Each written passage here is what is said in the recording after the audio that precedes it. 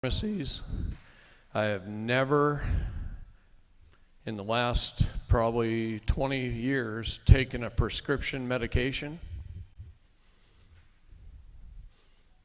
I've never done drugs or drank alcohol, except maybe one time in Mexico when I didn't know what I was drinking.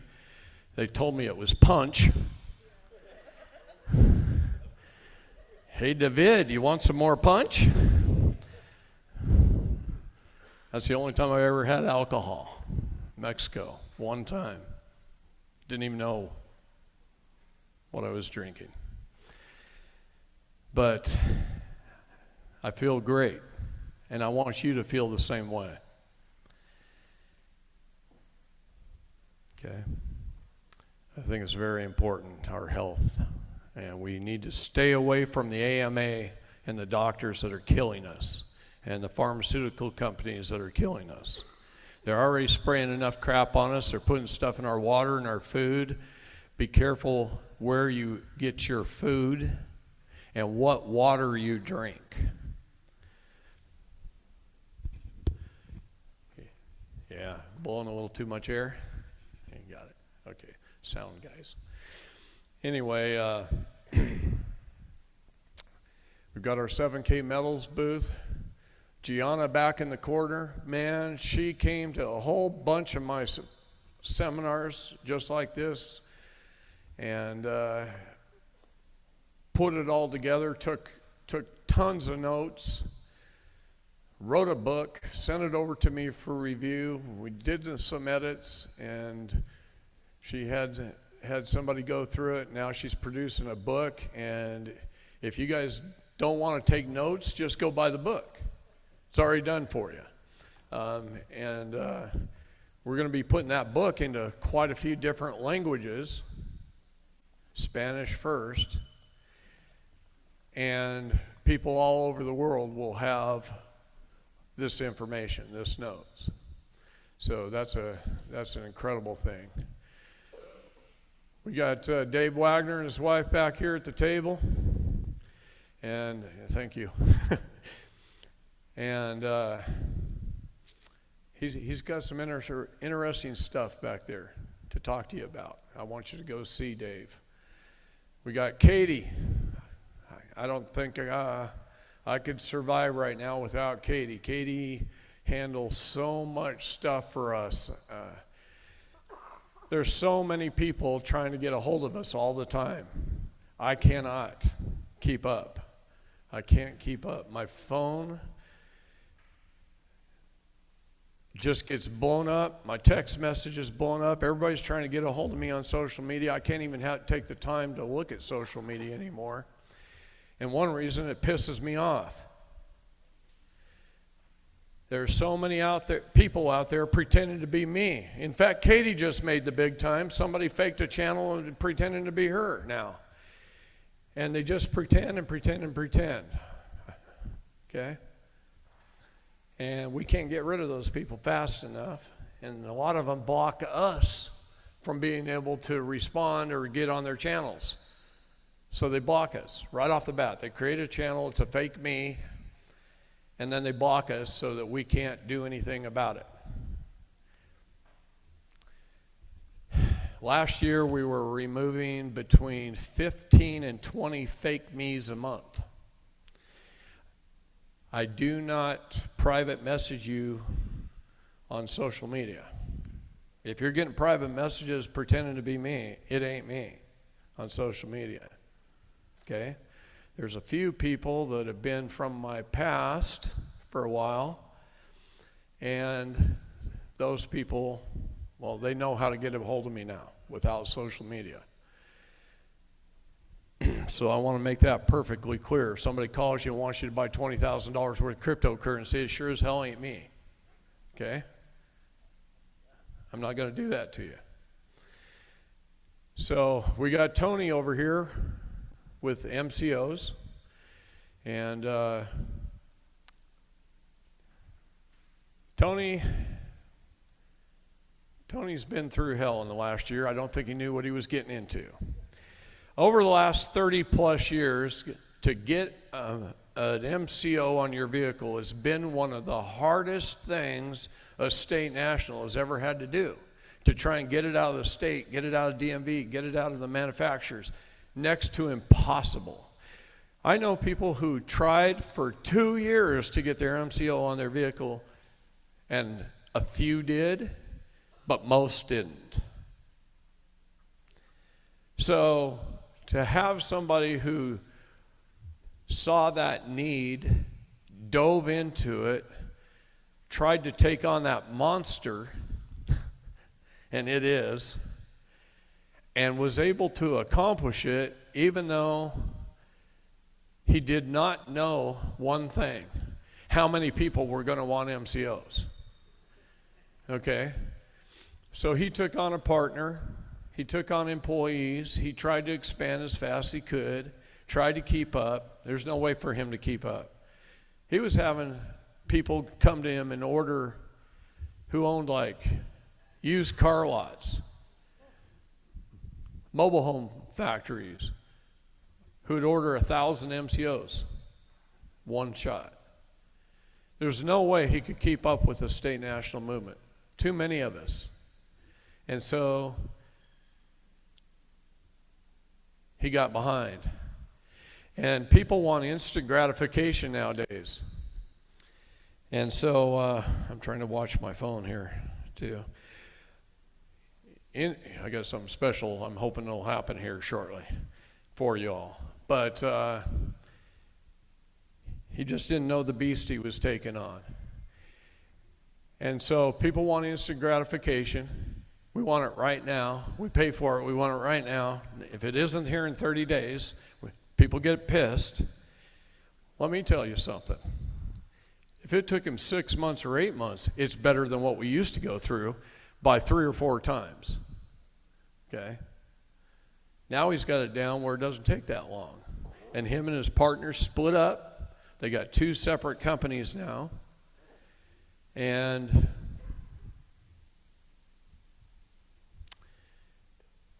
that kind of stuff happens. Partnerships in business seldom last. They seldom last. In any industry, they seldom last. Because everybody in a partnership, you're doing 2 different things. One's handling maybe the back office stuff, and one's handling the people stuff, the sales stuff. And then the back office guy, he's swamped, pissed off, can't keep up, and then he thinks the other one's not doing anything. It's 2 different jobs. And then the one that's out there with the public, well, he thinks his back office guys aren't doing anything because they can't keep up with the sales. So partnerships seldom work out. Okay? And that's just the way it is. Every business goes through growing pains, especially ones where you're trying to start it from scratch in an area where there just isn't that kind of business out there anywhere. So you have no example.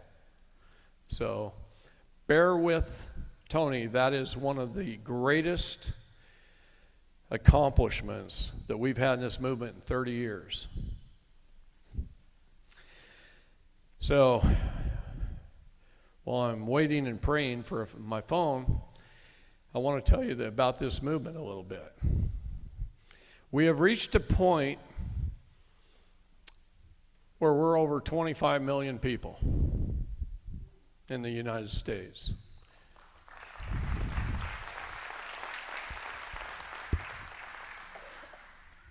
We're getting close to 200 million worldwide. Remember, every United Nations nation has the same problem.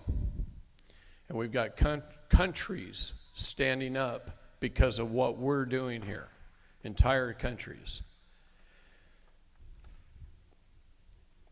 And my emails are filled with it from other nations all over the world. I put on seminars in the Philippines. I put on seminars in Australia and New Zealand, all over Canada. Haven't been to Canada since the COVID, though. Shit made up. And I've been to the UK, Italy, Brussels, Scotland, Ireland, Germany, Jerusalem, and a seminar that I did not too long ago, about a little over a year ago, down in Texas. We had 364 people in the room. We had another 250 online, and one of those people online was the brother of somebody sitting in the room, and he was from Peru, and he's a priest, and he closed-circuited TV into 5 countries, churches who watched me for 3 days. By more than 10,000 people watched that seminar in South America alone. Okay? About once a month, I get a phone call from our group in St. Petersburg, Russia.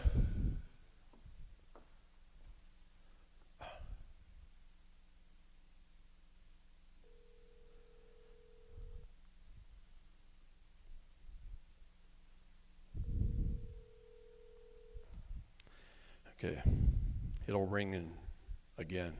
Thank you for telling me, because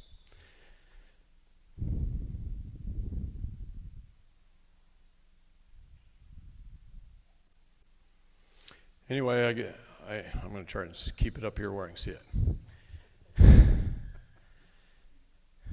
Damn thing's supposed to vibrate. It's set on vibrate and didn't. Either that or I'm vibrating so much I couldn't feel it. One or the other. So anyway, we got a group in St. Petersburg, Russia, a group of about 2,500 people, and they're meeting in a stadium every week. And there's a 60-foot TV screen by about 20 feet tall on the wall, and they're watching my videos every week, one seminar after another. They might watch this one in a month or two from now. And they'll call me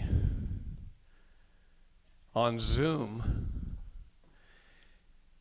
and I'll be talking to them, and they'll hold up the phone and they'll show me the crowd. And then they'll show me up on the big screen. And then there's a man there who speaks good English and Russian, and he will let me they will put me on a camera on my phone and let me speak to the crowd. And I usually speak to them for about 5 or 10 minutes and then hang up. St. Petersburg, Russia, guys. Isn't that crazy? Well, right now we've reached this capacity level.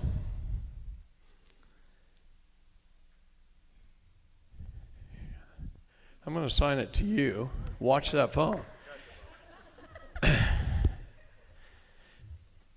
We've reached a capacity level now where now the deep state is attacking us. They're not only attacking us, they're doing disinformation.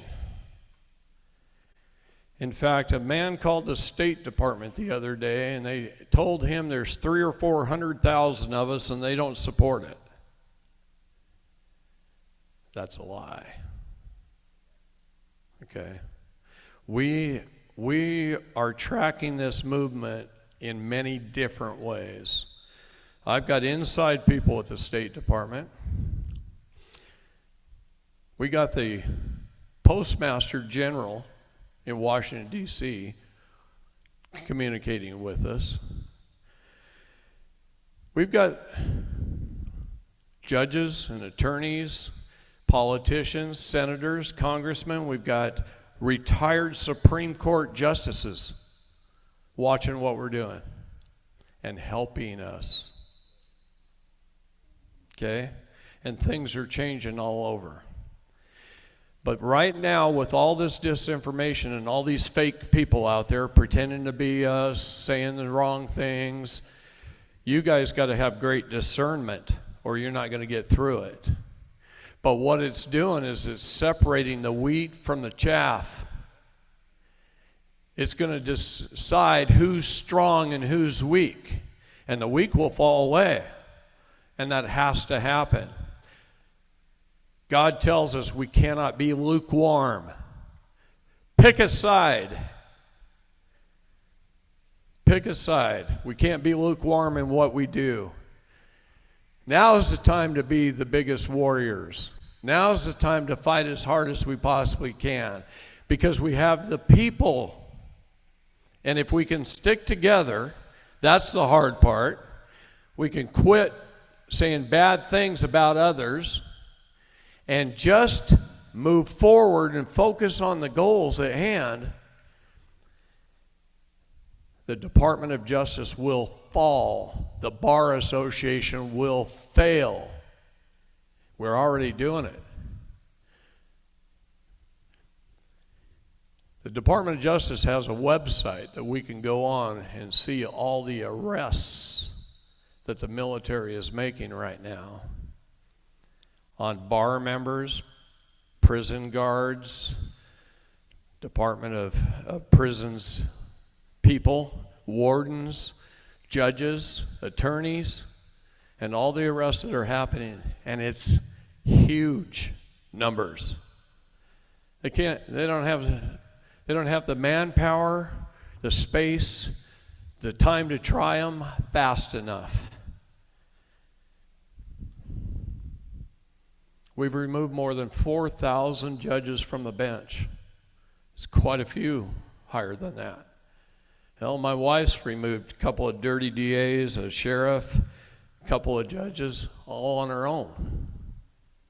Okay? And they don't like us very much. And that's okay.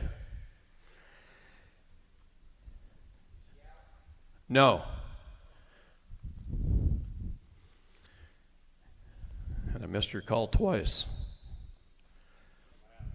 Yell at me next time. Slap me around. Do something to get my attention. Throw a water bottle at me. Okay? I can take it. Okay. So,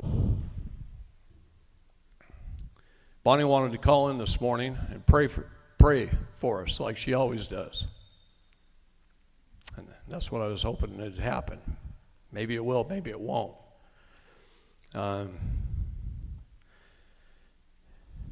They wheel a phone cart to you with a long cord going down the hallway, and they stick it through a little slot in the door, and then you get to dial. Okay? They couldn't have picked a better person to get this done. Everything that we're doing right now is falling into place perfectly. I want you to know that. We're actually excited and happy about it. What just happened had to happen. We knew it had to happen because I've been investigating the corruption in that county for 2 years, and we're wondering, how can we get this into the courts and get this taken down? Well, we just did it. We just did it. And God had me meet Bonnie for a reason, because of her strength, her righteousness, her fortitude, her, I'm not going to call her a warrior, I'm going to call her a frontline battle person. Because I can't call her a warrior because she doesn't know how to choose her battles very well. Okay? She just goes full force fighting. When she sees the wrong, she just goes for it. Where I'm a little more tactical, she's not. Okay? I have plan A, plan B, plan C, plan D. I know everybody involved before I go into battle. She doesn't. She sees somebody doing wrong, she goes to battle. And that strength is exactly what's needed right now. And today is her 18th day in solitary confinement. Now, I'm going to tell you a little something about solitary confinement in Texas. I wasn't going to tell all this. I'm going to give you more details later, okay? I'm just trying to wait for her phone call. Under Texas law, they can only put you in solitary confinement for 14 days. On the 15th day, in the law, it becomes torture. Most people mentally break down. Okay? Mentally break down. That ain't going to happen with Bonnie. I mean, she's singing for an hour a day Christian songs to everybody in the jail that can hear her down the hallways. She's praying like crazy. She's reading her Bible. She gets to go out in the yard if it's not raining or muddy every morning on every weekday. They don't have enough jail guards to take them on the weekends outside, so on the weekends she's got to sit there. The food sucks, so she's going to come out with a great figure. It's my benefit right there. She went in, she didn't eat for 5 days. Then she ate a meal. And then she didn't eat for 3 days, and then she ate a meal. She's had 4 meals since she's been in 18 days. So she's fasting and praying. 2 reasons for that. One, the food sucks. The other one is that's what Bonnie would do. Even if they were serving steak, she would do that. She's very righteous.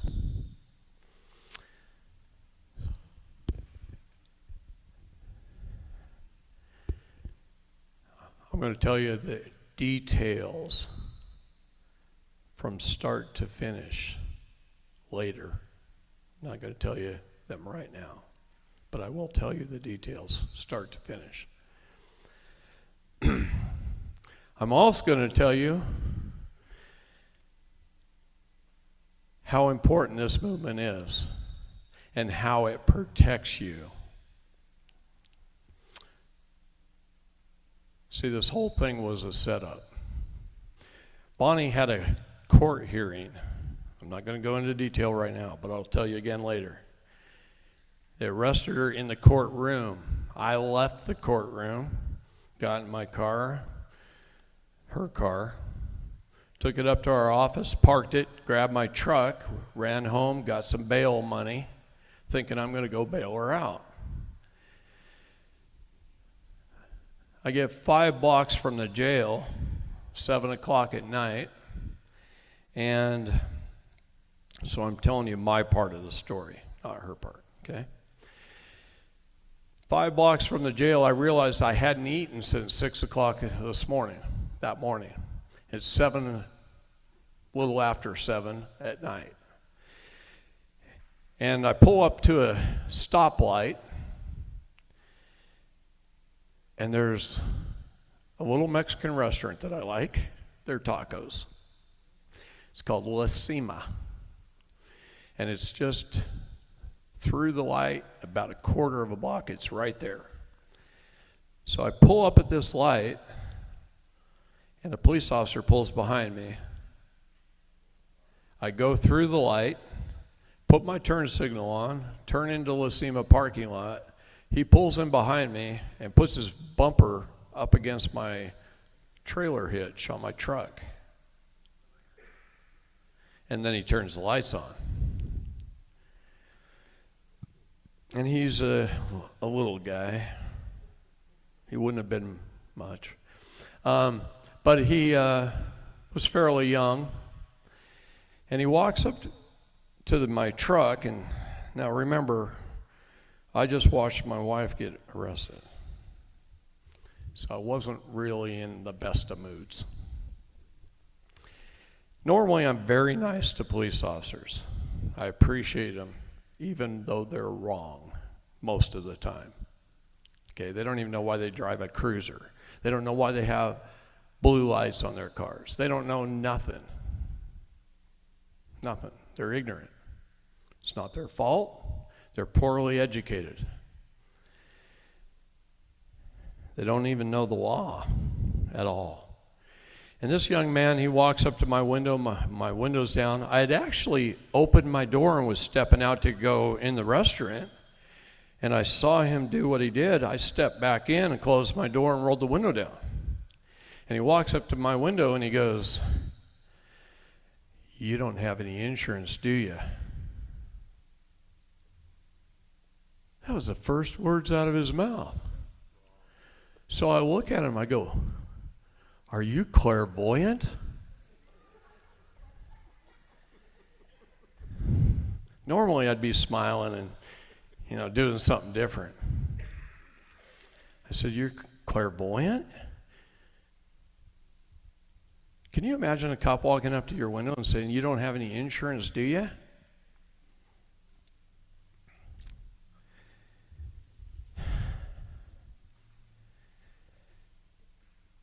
I was a Deschutes County Sheriff's deputy, didn't take a paycheck for 2 years, and I would have never have asked somebody if they didn't have insurance, or tell them they don't have any insurance, walking up to a window. You don't do that.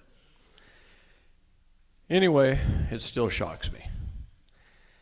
But he does that, and I grab my passport out of my pocket, and I'd forgot that I'd stuck my Republic of Texas ID in it. Yeah, that was my fault. Oops. Because I just used that ID at a bank, and I stuck it in there. And I handed him my passport. I said, "Here, go run my passport." He opens it up and he goes, "Oh, is this a fake ID?" That's what he says. He's an idiot. Okay, Texas Rules of Procedure, Section 56, it says the Republic of Texas and the State of Texas, showing that they exist side by side. Okay. But they don't know that stuff. They haven't been trained properly. And I don't like that word training, I like education. Training, that's what you do with monkeys. You train monkeys. So I don't like that word. And I hand him my passport, and he looks at me, tells me that's a fake ID, and he says, "I'm going to go write you a bunch of tickets." And I say, "Please do. I would be happy to go into the courtroom and school the judge like I always do." See, I was being a little bit of a smartass because what I just went through. I wasn't that nice. I didn't have that usual smile on my face. I was a little stern, maybe, and a little smartassy. Now, about a year earlier in the same town, I got stopped. I got a ticket for no insurance. And I went into court and I beat the judge. He dismissed it, and it showed on the county records. Your old tickets show up on your record, and you could go to the county website, punch it in. There it is, David Lester Strait, got a ticket. Not a big deal, right? We all get them. And that was on there. That was on the records. We look at our county records every few months. In fact, I look at Bonnie's, I've looked at it every month since last November to see if anything's changed, because I know they're kind of after us. One reason Bonnie had, back in 2013, when she didn't know any of this, and it was a good little slave, she sued Johnson County for the wrongful death of her dad. And she won one of the largest lawsuits the county ever had to pay out. And she didn't know nothing back then, compared to what she knows now. Now she can sit in solitary confinement without any law books for 18 days and rattle code off the top of her head like crazy. Okay? She can do it. So, anyhow, as he's walking behind my truck, he gets about to the rear tire, and his radio goes off. He's wearing it right here. Radio goes off, and it's his training officer, and I can hear him, clear as day. And his training officer says, "Where are you?" He goes, "I'm in the parking lot of Lacima Restaurant on North Main, and I just stopped somebody. I'm going to be writing them tickets." He gave me a fake ID. And he goes, "A fake ID? What kind of ID was it? I could hear all this on the radio." He goes, "It's a Republic of Texas ID." And he goes, "Well, see if he's got a Republic of Texas plate on his car." And he said, "He does. He has one on there." The officer didn't even have to go look. He already knew that because he was right behind me at the red light. And I could hear the training officer say this. Now, for those that know, there's been a little shakeup in the Republic of Texas lately. And I've known for 8 or 9 months it was going to happen. We've got a bunch of older people running it who have not been listening and helping to the people. And that can't happen. Otherwise, it's a social event, and we want to get stuff done. So we can't be having month after month after month of social events with nothing getting done. So I knew there was going to be a little bit of shakeup in the Republic. It has to happen to grow. And we've made it grow by more than 1,000 people since I moved to Texas. 1,000 people.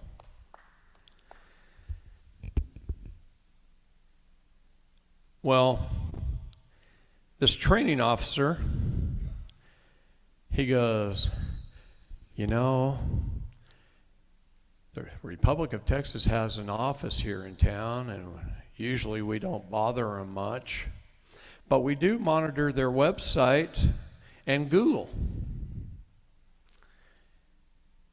And on their Google, it says that their local office has been permanently closed." Now, that's a lie.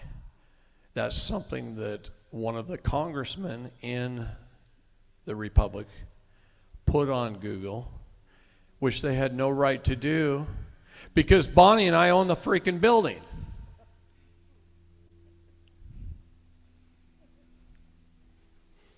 So either way, there was a big shakeup over the plates, the license plates. And they posted on their website that they don't officially recognize any plates. Before that, the police in Texas recognized the plates and pretty much left people alone. But the minute somebody in the RT put that on their website, within a week, about a half a dozen people were stopped and arrested. Now, I'm not saying that's the reason they arrested me. It could have been because I stood up in court and asked them where the hell the goddamn warrant is. Bonnie asked them 3 times, and they didn't have a warrant to arrest her. They made it the next day. She was arrested without a warrant. That's an automatic dismissal of the case. But they won't let go. They're holding on. That's just one thing they did wrong. I'll tell you a lot more. There's so much more. It's great. It's going to be very profitable. Plus, it's going to remove a lot of public servants that don't belong there. A shakeup in the county that needed to happen, and we've known it needed to happen for a couple years. Well, now it's going to happen. Things have to be shaken up, beat down, destroyed to be rebuilt right. And that's what we're doing, and that's what warriors are for. And they couldn't have picked a couple of stronger warriors than me and Bonnie. Because, man, I got to be dead and dragged off the battlefield before I give up. So to go back to my part of the story, the training officer says, "I'm 2 blocks away. I'll be right there."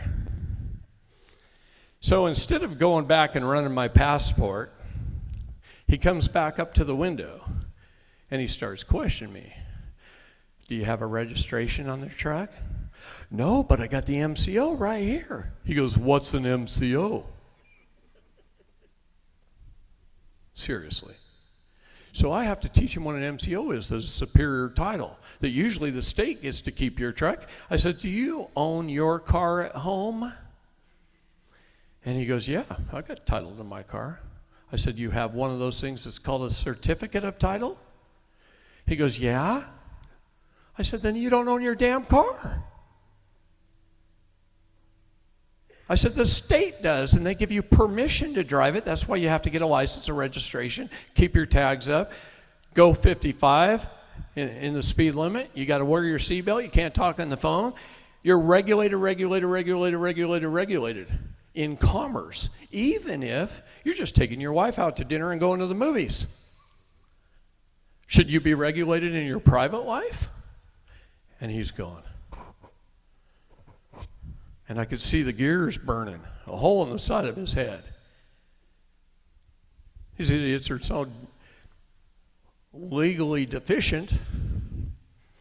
Notice how I said that, I was being nice. Legally deficient that they don't even know they're doing what they're doing in their job. He didn't know why. I said, why is your car called a cruiser? Because it's a cruise ship. And you're a citizen ship. And you got blue lights because you're in the jurisdiction of the water.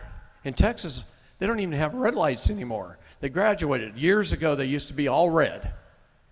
And they were operating in common law on the land. And then they went to red and blue, land and water, and now they're just all blue. They're all in the water, all in admiralty law. They don't even know that. I said, what's that word on the side of your car? It says police. Do you know what that means? He goes, law enforcement?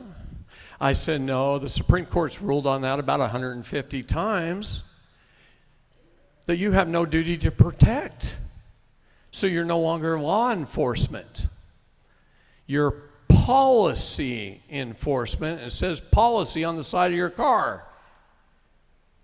All you do is put a hyphen over the E, and it's policy. Well, he didn't know that either. So then the training officer shows up. Training officer walks up to my pastor's door and opens it. And he opened my door at the same time. Both my doors flew open. I go, I don't consent to any illegal search and seizure. What's your probable cause that a crime has been committed?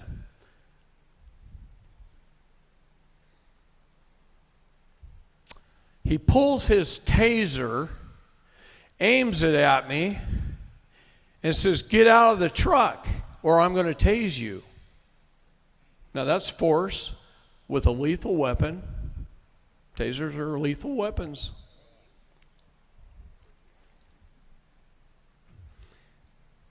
It's coercion.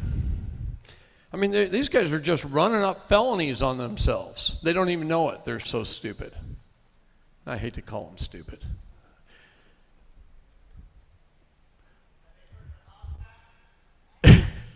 No, they know nothing about that. And about 500 other acts of Congress, they don't know. Okay. They know nothing about law. Police officers know nothing about law.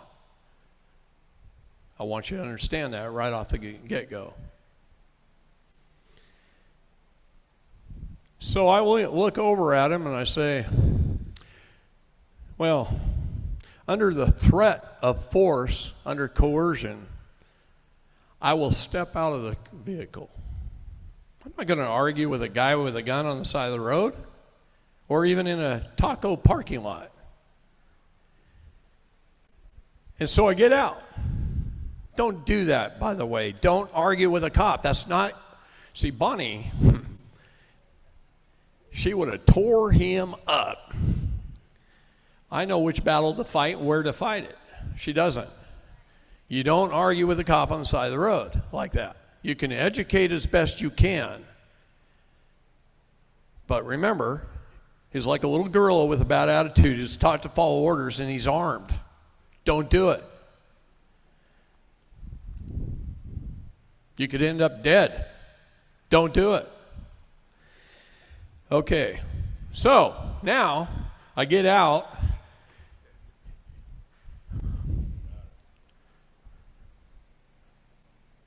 Hello, this is a prepaid call from Bonnie Restaurant Bonnie.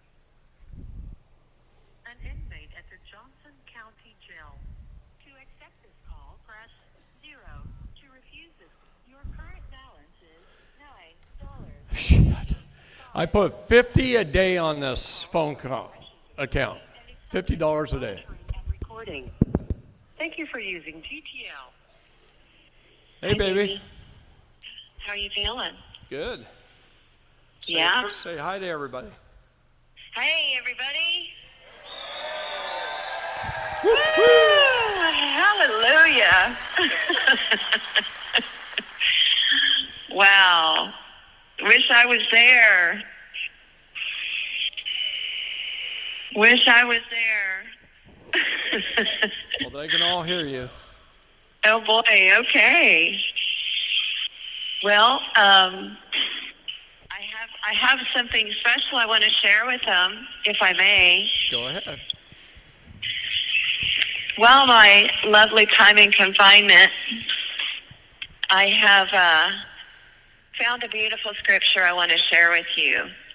And it reminds me of what we are doing right now and why it's prophetic, this movement that we're having. And it's found in Isaiah 59, verse 14 through 19. And here's what it says. When justice is turned back and righteousness stands afar off, for truth is fallen in the street, and equity cannot enter, so truth fails, and he who departs from evil makes himself a prey. Then the Lord saw it, and it displeased him that there was no justice. He saw that there was no man, and wondered that there was no intercessor. Therefore his own arm brought for him salvation for him, and his own righteousness, it sustained him. And he put on righteousness as a breastplate, and a helmet of salvation on his head. And he put on the garments of vengeance for clothing, and was clad with zeal as a cloak. According to their deeds, accordingly he will repay. Fury to his adversaries, recompense to his enemies. The coastlands he will fully repay. And so shall they fear in the name of the Lord from the west, and his glory from the rising of the sun. When the enemy comes in like a flood, the Spirit of the Lord will lift up a standard against him. And that last statement just reminds me of what we're dealing with, because in verse 19, when it says the enemy comes in like a flood, think of water, think of admiralty law, admiralty maritime jurisdiction. But the Spirit of the Lord will lift up a standard against him. That's us. That is exactly what we're doing. We're standing up as a standard of righteousness against the enemy that's come in like a flood.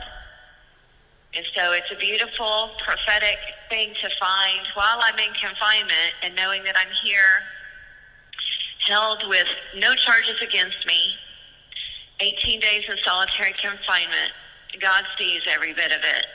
And he promises that he will punish the wicked over and over again, especially in Psalms 94. It is rich, full of wording of how he will deal with the wicked. So God's got it under his control, and we just thank him. I want to pray over David and all of you, if that's okay with everyone. Yes? Okay. Let's bow our heads and petition our Father for a blessing. Heavenly Father, we're so grateful and so thankful for who you are, what a mighty and awesome God you are, and how you see everything. Nothing is hidden from you. You're an amazing God, full of love and mercy, but you tell us you will punish the wicked. I pray for a blessing over the people in this room today, dear Lord, that are that are in Michigan, that are at the seminar, that you see their wounds, that you see their pain, you see their suffering, you see what has caused them to wake up. Help them to get off this slave ship. Help them to stand firm in righteousness for you. Help them to be blessed when they go in, blessed when they go out, blessed in the city, blessed in the country, blessed in their kneading bowl, and everything they do. Help them, dear Lord, to obey your word completely and to surrender every sin to you and confess and repent. Dear Lord, you are busy working salvation out in all of us. I pray that you station your holy angels around them. I pray that you station your holy angels around the whole building and the land thereon and everyone in the room, dear Lord, that you fill them with your Holy Spirit. I pray for a special blessing upon David, who has gone through much the last couple of weeks. I pray that you bless him in his mind, in his thoughts, in his mouth, in his neck, his shoulders, his back, his legs and his feet, and that you give him a double portion of your Holy Spirit today, that he would be so blessed, that he would impart so much wisdom and guidance and thoughts of ways and remedies that will be helpful to the people to hear, dear Lord, to get off this slave ship and to stand as free men and women on the soil. I thank you in advance for the miracles that you're working in Michigan. And dear Lord, let this light shine brightly even after we come and go from this event. Let your spirit and your presence still be there to filter out to all of Michigan and all the other nation states. We thank you, dear Lord, because you are the one who is inspiring all of us to stand firm in righteousness. Your will be done, Lord. Your kingdom come, earth as it is in heaven. And we claim that promise that no weapon formed against us will prosper, Isaiah 54:17. And we claim that promise in John 14:14, that anything that we ask in your name, you will do it. So in Yeshua's name we pray. Amen. Amen. Love you, everyone. God bless you. God bless Michigan. God bless Texas. God bless America. Thank you, baby. I love you.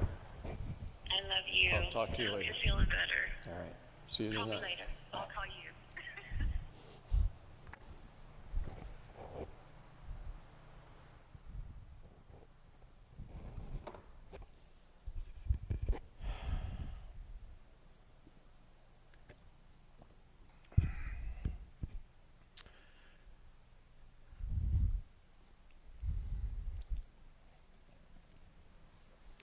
You won't find a stronger woman anywhere than her. All right, so back to my story. Where was I? So anyway, he puts me in handcuffs, really tight. I could have just wrung his neck, but I'm a peaceful man until I'm pushed into a corner. I want peace. I want righteousness. I want us to fight as peacefully as we can. That is my goal. That's why we fly the civil flag of peace, not war. We want peace in this movement. We want to be peaceful people. We want to avoid war all we can. But our God is an 11th hour God. And he pushes us to the limit and tests us. And he tests us and he tests us and he tests us and he puts his warriors first.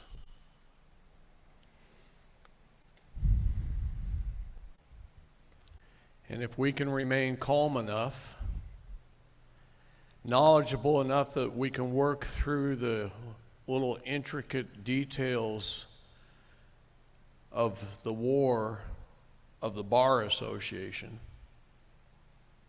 See, the bar is the soldiers of the bankers. The bankers are the cabal. I've been fighting bankers for more than 30 years. I've been fighting more than 30 years, longer than I've been doing this and learning the law. Ronald Reagan kind of put me in a unique position. And it drives a lot of people in the world crazy because they can't find stuff out on me. They keep checking me out. They've been checking me out for 30 plus years. I'm probably one of the most well-vetted people in the country. And still, people that don't know how to do their research, well, then they talk bad about you and they become like Vice News or something, right? How much is President Trump attacked? Almost as much as me. Seriously. The difference is he's out in the forefront more than I am. But I could tell you battle after battle after battle after battle after battle after battle that I've been in. And I'm going to explain some of this stuff today. It's going to be a little bit different of a class. I know there's some new people in here. You're going to have to run to catch up. Sorry about your luck. Okay? Watch videos. I am going to cover a lot of that stuff, especially since I don't have Bonnie here to take up a day for me. So I got a little more time. But I want to tell you some things that we've been doing. I have 3 areas of my life that I work on 20 hours a day besides my home life with Bonnie. That's my 4th area.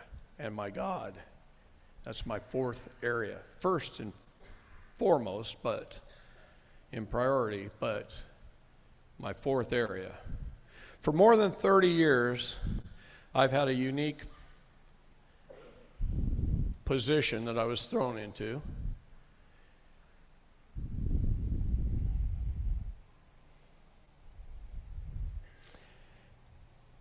It's due to a lot of factors.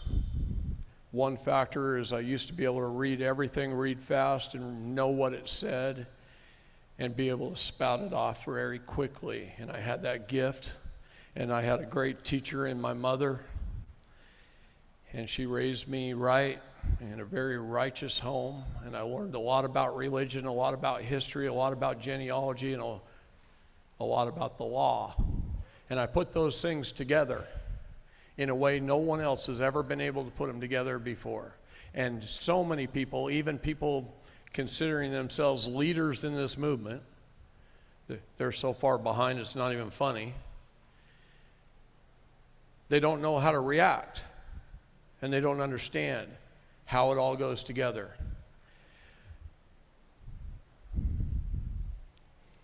I'm going to talk a little bit this weekend about things that I normally don't talk about in a level 1, level 2, or level 3 seminar, because I keep it in the private for the time just before you're ready and you're well trained and you're ready to go gain your minor estate.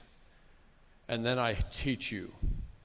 And I usually spend about 20 to 40 hours in private with someone ready to go gain access to their estate. That's private, in my office, not out here in the public, and certainly not on video. There's things I have to teach you that I can't teach you in public. Okay? And there's many reasons for that.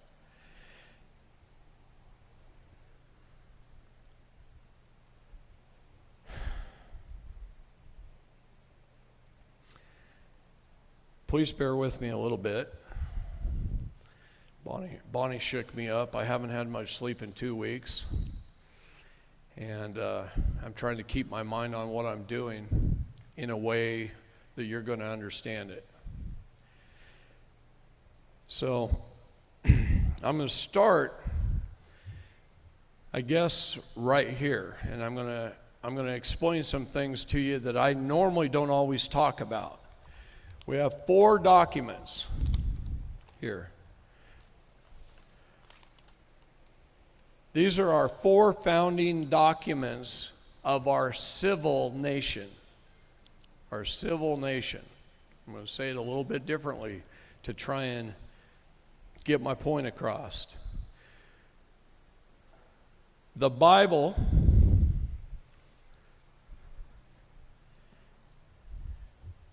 and those 4 founding documents are the law of this nation. And you need to accept that law. In fact, you should order 4 certified copies, which they send you. You can't even read them, but it's got the certification on it. And you should file it in your county recorder's office, accepting that law with a little 1-page affidavit that that is the law you operate under, and put it on the public record. That'll protect you a lot more than you think. I did it years ago for myself. Bonnie's never done it for her. So I'm going to finish telling my story. I get placed in the back of the cruiser, and I'm sitting there, and the training officer said, just put him in the car, roll the window down so I can talk to him. And so they do, and I'm sitting there in handcuffs behind my back on a real hard plastic seat. There's no creature comforts in the back of a patrol car, I can tell you that. And I'm sitting there while they're illegally searching my truck. And I'm telling them that out the window. I do not consent to an illegal search and seizure. I said it multiple times, probably 5 or 6. Then the training officer walks up to my window and he says, "What do you want to take with you to the jail?" Well, I had Bonnie's cell phones. She has 2. I had mine. I said, I want Bonnie's 2 cell phones, my cell phone, my wallet. I want my passport. And I said, and then take my keys, lock up my truck, give me my keys, and I'll call a friend to come get it. And he goes, oh no. We're going to tow it, and we're going to inventory everything inside. Okay.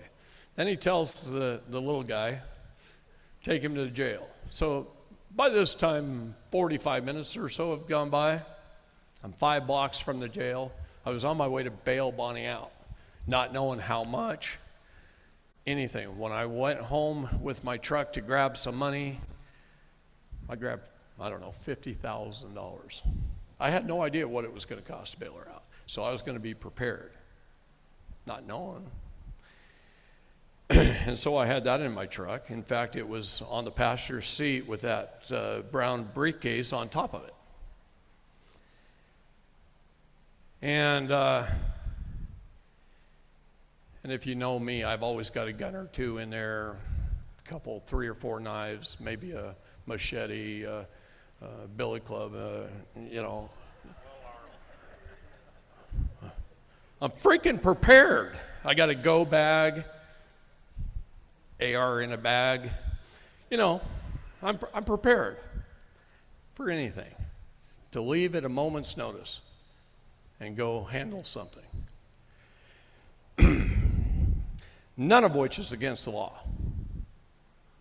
In fact, it should be a requirement because it is your duty in the Constitution to be prepared, to be well armed.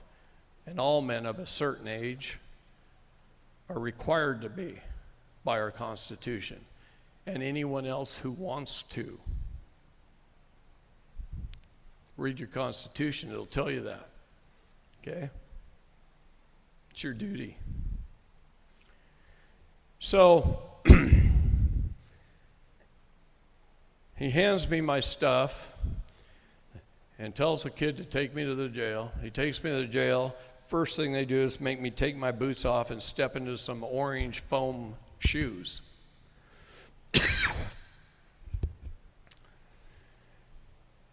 They walk me to the counter, and she hands me some clothes, a mattress pad that's about as wide as this table, and it's about 4.5 feet long. It's about this thick, but if you put weight on it, it's nothing. Don't call it a pad. It's like 2 pieces of plastic with something inside that crushes to nothing. That's what Bonnie's sleeping on right now, and one little thin wool blanket, and some clothes you got to go change into, and a big plastic bag, which they don't know. I know about 40 ways to kill somebody with a plastic bag. Okay, I was very well trained. So they give me this plastic bag to put all my stuff in and send me over to a little room, which really isn't a room, it's a wall about this tall, so they can see your face.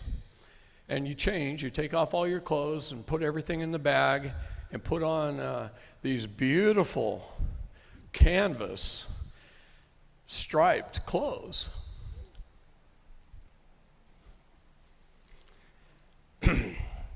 And they walk me over to a little holding cell with a window about as big as one of these. And it's 12 by 20. And I go, man, these are big cells for one guy. I was the first one in there of the night. First one in there. And there's no cots. There's a toilet in the back behind a wall about that tall. And everything is concrete or steel. Okay? For those that have never been in the Gray Bar Hotel. I almost made it to my 60th birthday without going to jail. Almost. Never been to a jail other than to go visit others. Never been inside one personally in 60 years almost, by just a few days. Anyhow, remember my wife went in about 3 hours before me. In fact, she was arrested at 5:03. I was arrested at, 7, but by the time they got done with fooling around with my truck and stuff, it was 8:15 when I got to the jail to be booked in.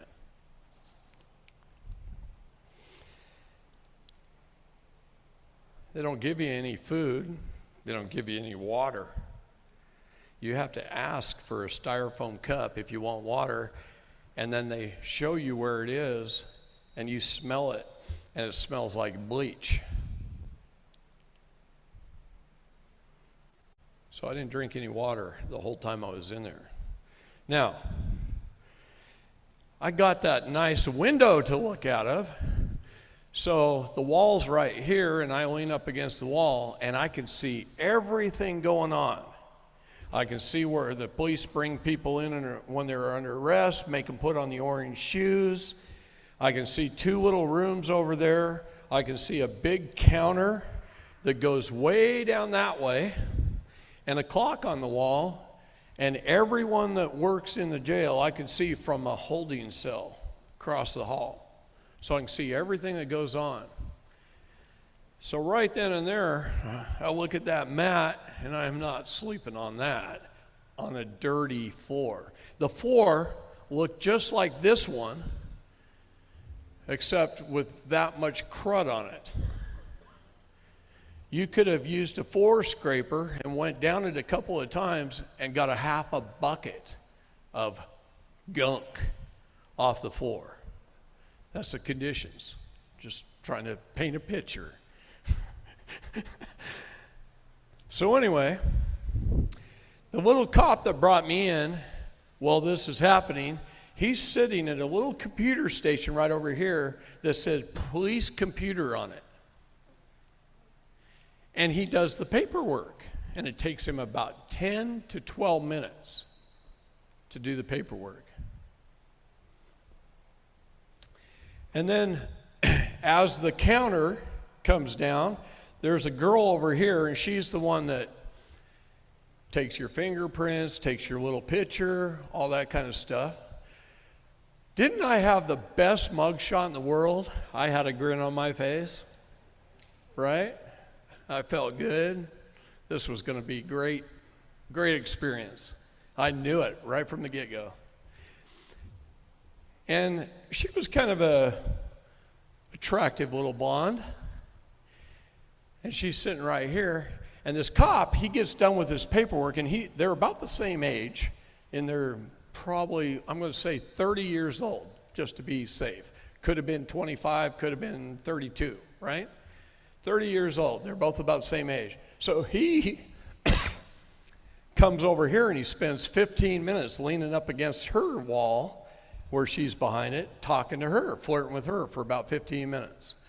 And then he's got to get back to work. You can watch him. And he leaves and he gets in his car and he drives off. That little cop that arrested me came back 5 times that night with somebody under arrest. And the routine was exactly the same. 10 to 12 minutes on the computer, walks over here, spends 15 minutes flirting with the little blonde. And every one of those people he arrested, they put in my cell with me. Only 2 other police officers in the entire department brought in another prisoner that night. 1 each. That little sucker brought 5. He's just running out grabbing people so he can come flirt with the blonde. That's all he's doing.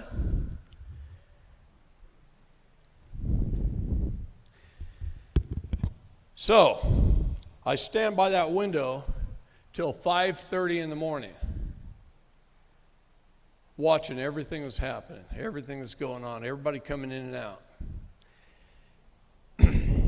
Just documenting everything. At 5:30, I watch a guy in a suit come in. And those 2 little rooms that I said were way over here, one of them he walks into. He's the judge. Okay? As soon as he sat down, the gal that's right here in the corner, the police computer's here, there's a girl right here, and she's the supervisor over all these people. Like they even need 6 people in that jail at night. They don't. They could have got by with 2, but they had 6. So the judge comes in. One of the gals walks over, grabs me, walks me into the room next to it so I can talk to the judge through a glass with a little silver communication device between us. And they will literally walk you in and they just stand you there in front of the glass. And the judge looks through my paperwork and he goes, "You should never have been arrested." Just like that. He says, "You should never have been arrested. These aren't arrestable offenses. These are a traffic ticket at most. You should have been handed a ticket. You could go to court and you could fight." And I said, "Yeah, I know. I go there and I win every single time. Every time." And he goes, "You should never have been arrested. But now that you have been," it's coming, right? "Now that you have been, you've got to pay the tickets, 4 little offenses they wrote me up for. 4 things. No insurance, no driver's license," which I had. I just don't want to give it to them because that's put me in commerce. Plate, and no registration. I showed the cop the registration, my MCO, right? That's what he wrote me up for. That's what they charge for a ticket, and you have to pay that before you can get out of jail because you've been arrested. Normally, you wouldn't have to pay that until you go to court 30 days later, right? So I said, "All right, Your Honor, I got more than enough money in my wallet. If I can get my wallet, I can pay those and I'll be out of here." It's 5:30 in the morning, right? He goes, "Well, you're going to have to go ask her." Now, let me tell you who her is. All 7 of us in the cell. I was the first one in there. 6 more piled up that night. 7 more piled up. There was 8 of us in there, which I schooled as they came in. I taught them the law. All while watching out the window. We were taking bets in the cell if it was a man or a woman.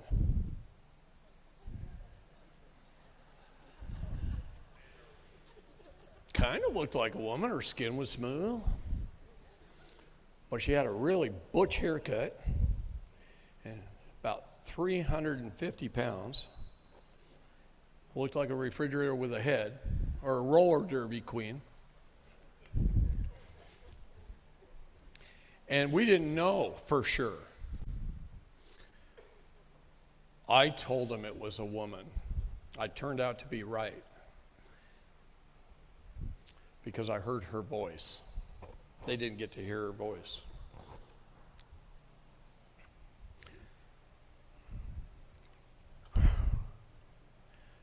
I go to ask her, no, you can't have your wallet. There's a phone right there on the wall. Call a friend to come pay your fees. It's 5:45 in the morning. My friends would shoot me if I called them at 5:45. So I said, I'm going to wait till about 7 before I wake somebody up. Okay. She puts me back in the cell. Actually, she has somebody do it. I don't think she can lift herself off the chair. So she has somebody put me back in the cell. And at 7 o'clock, they get me out to go use the phone. And I got a hold of Leland, and Leland says, sure, I'll come down and pay your fines so you can get out. Well, he comes down. He's there at 8. He walks in through a different door with an armed guard walking him in. And he comes in, and they won't let him pay in cash. Not only that, all 4 of those little stinking charges, those little ticket prices, they wanted him to pay them separately in money orders. Not just one money order for the whole total, but each one separately. What the hell? Money's money. Take it. Doesn't matter how you give it. Take it. But no, Leland's got to leave now, go through the whole security crap again, get in his car, go get money orders, come back. It's 9 o'clock before he gets back. Took him a full hour just to go get 4 postal money orders. He pays, and then it takes him 2 hours to get me out of there. 2 more hours.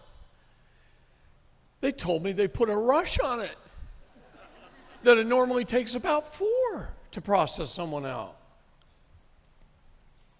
They get me out in 2 hours. 11 o'clock, I walk out of the jail, all in my clothes that I was wearing the day before, and I go out in the parking lot, and there's Bobby Lawrence. Flew all the way from Pennsylvania. And about a dozen other people. I had a whole crowd. In fact, when a crowd like that shows up into a jail parking lot and they're all standing around waiting, you know what the cops do? They go fucking nuts. They're driving around the parking lot. They called in the FBI. There's 2 guys in an FBI who rolled their window down and talked to Bobby a couple of times. What are you doing here? And they're driving around. They're even still, they're all driving around the parking lot when I'm walking out. And Bobby's filming the whole thing. Dumbest thing I ever seen. It's like, how much manpower does that take? Right? What'd that cost? More than my traffic tickets, I can tell you that. They're losing money right there. So Bobby and I get in the car after we hug everybody, and we go 5 blocks to the towing company to get my truck back. And we walk in the office door, and the guy was super nice. He says, yeah, I was born here. I went to high school here. I've been a business owner my whole life, and Cleburne's arrested me 6 times. That's what he said. And so he's doing the paperwork to give me my truck, and he's all happy about it. And it was way easier process than I thought it was going to be. But while we were standing there doing the paperwork, and I'm ready to pay the guy, a detective comes in. He says, hey, I need the keys to the fence. I got to get in the yard. I got to get something. And the guy just grabs the keys off the wall to the gate and hands it to him. The detective runs out. He goes out there, and he's out there for a while. I had special screws on my license plates, and they couldn't steal them earlier without a special tool, so it took them all night to find one. And he stole the plates off my truck, and he came back in with my plates and handed the guy the key right in front of me. And I go, so now you guys are into theft of private property? See how I was setting him up? This is all on camera too. Theft of private property. He stole my license plates off the truck. So I pay everything, and then I turn around, and I'm facing the windows, and I look out the windows, and there's like police car going down this street, police car going down that street. I can see 2 over there, 1 in the parking lot. I'm going, I ain't driving this truck home. Here's another, how much does it cost to tow it to my house? So I give him another $130 to tow it across town to my house. I'm smarter than that, okay? I was born at night, but it wasn't last night. So I let him tow my truck. I jump in with Bobby after I went and inspected it. And oh my God, you should have seen it. That briefcase was full of papers. I had a box of papers. I had 5 envelopes with 10 grand each in it. I had all kinds of stuff. Everything was pulled out of every backpack, papers all over. I couldn't have sat in there if I wanted to. It would have took me an hour with that to clear the driver's seat and the driver's side to drive it home in the first place. They just threw everything everywhere. I want you to get a really good picture in your mind of what's happening here, because this is building up to something. Okay? So I have them take it home. I still haven't cleaned out the back seat of my truck yet. It's a crew cab Duramax pickup, right? So I've only cleaned out the front, and that took me a while, several hours. And I thought at first that 10 grand was missing. I only found 4 envelopes on the floor underneath stuff. Well, here's what they did. This is how low down dirty they are. They took 1 envelope and they took it underneath the passenger's seat and stuffed it up by the springs above the motor that moves the seat back and forth. You know why they did that? I'll tell you why, because I think like them. They want me to run down to the police station and accuse them of theft. That's what they want. Okay? So they hid it. Took me probably 16 hours to find it. So anyway, the only other thing was missing was a beautiful little AR-15 that I'd just been given Saturday after our RT meeting. Now I'm thinking, was I set up? Was I set up? He made me get it out of the bag. He made me handle it, see if I liked it. And he said, go ahead and use it. Try it out. If you like it, keep it. So since I think like them, that's where I went. Turns out And he gave it to me in a crowd, so I didn't really pay attention who it was and all that stuff, right? I just put on a whole day deal for the Republic, and I didn't know who it was. Well, it turns out, when I figured out who it was, it's like one of you guys, one of my best friends, right? No big deal. The gun's all legal, everything's fine, no problem. But Bobby and I didn't know that then, and we walked into the Cleburne Police Department so that I could get my property back. Oh, this is stupid. I got to tell you, when you hear what they did, it's crazy. So anyway, we're talking to the gal. She goes and gets somebody. The second in command of the police shows up with a deputy, and Bobby and I are standing in the hallway talking to him.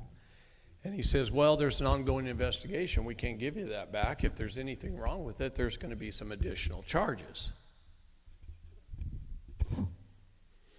And I says, well, I don't believe there's anything wrong with it. Everything is absolutely fine, and I will be back for my property. And Bobby starts educating them. And Bobby stands there, and he's got that big, tough, big-bodied, booming voice. And these guys are listening, and he's throwing stuff out, and they're going like this, and they're actually leaning forward towards him, soaking in everything that he says. Finally, I'm going, when's this lesson going to end, right? I got things to do. I got a wife in jail, and Bobby's sitting there, time wasting in my opinion, but it wasn't. Okay, I was in a hurry, he wasn't. He had a process. And he leans over to that, as soon as he was done what he's saying, he leans over to that police deputy chief. And he says, here's what I want you to do. I want you to investigate this man thoroughly. And he points right at my chest. What the hell, Bobby? What? He goes, yeah, I want you to investigate this man thoroughly. You turn over every rock and every stone. And he says, as soon as you find something, he says, you guys won't even know what to do with it when you find it. So Bobby and I go home to start to think about how we're going to get Bonnie out, right? We're sitting on my back porch at home, out on the back porch, having a tea. We both got our computers out. We're starting to write documents for Bonnie. And Bonnie calls me right before 10 o'clock at night because they cut her off at 10. She can't use the phone after 10. So she calls me like at 9:40. And her phone rings, and I'm talking to Bonnie, and my phone's ringing some other line. I'm ignoring them. My phone keeps ringing. And it was a police officer trying to get a hold of me. After I got done with my wife, and it's about 10:05, I try and call him back. His name was Lee Scott, Officer Lee Scott. I want you guys to remember that.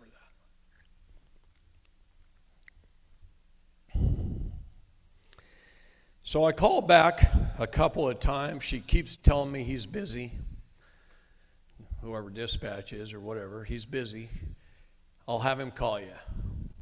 At 11 o'clock, my phone rings, and it's Officer Lee Scott, and it goes something like this. Hey, that AR, everything's fine with it. If you got time, you can come down now. So it'll be about 11:30 by the time you get there. He goes, you can meet me in the alley behind the police station, and I'll give it to you. Okay, now I'm going to meet a guy in a dark alley, a cop, after what I just went through and watched my wife go through in a dark alley behind the police station so he can hand me an AR. I was born at night, but it wasn't last night. And I said, you guys did a report on me, right? You know that at one time I was a sheriff's deputy, right? Do you think I don't know how this shit works? I said, this sounds like a setup to me. He laughs. I said, besides, I sure as heck wouldn't go down there at 11:30 at night and meet you in a dark alley behind the police station to pick up a gun. I said, I've been up since 6 o'clock. It's 11:15. I want to go to bed. He goes, well, if you're tired and you don't want to come today, my shift starts at 10 tomorrow night. Call me on your way in, and I'll meet you in the alley. Tomorrow night. And I'm going, what the hell? I said, look, every police force has property officers. What's your position? He goes, well, I'm a night shift deputy patrol officer.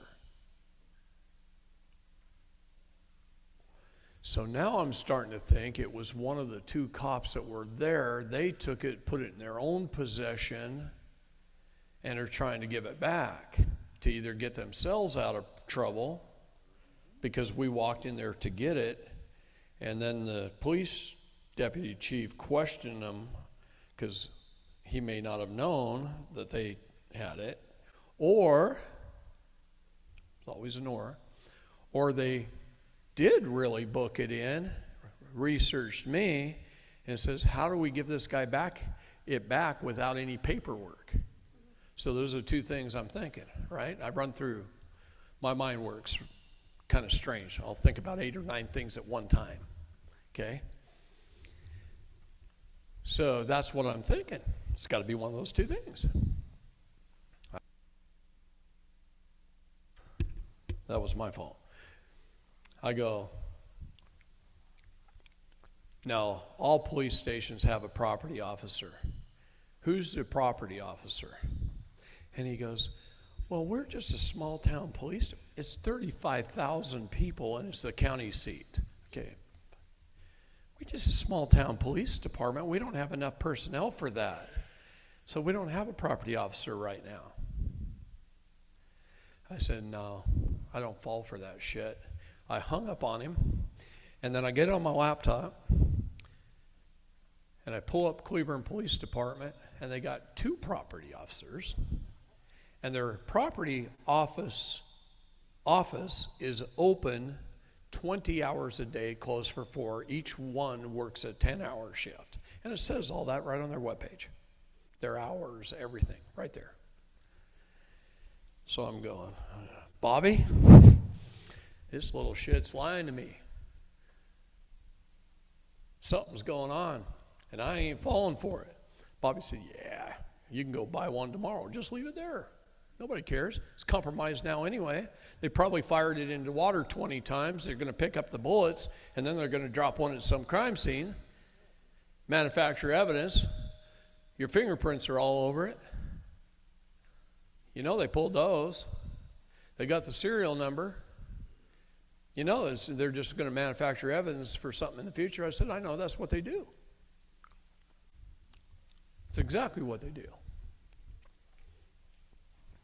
So, they still have it. And when I'm ready, there's a lot of money in that lower. For those that know ARs, they know what a lower is, and then there's an upper, which is the barrel. The barrel's compromised, right? So if I went in to pick it up today, here's what I would do. I would pull the pin, click it open, take the upper off, say here is compromised, and I'd walk out with the lower. That's where all the money is anyway to build one. And I got another upper in my safe at home that's the same caliber, just with a little longer barrel. I could throw it right on there. So I'm not worried about it. I know weapons pretty well. So this is the kind of stuff they do. See?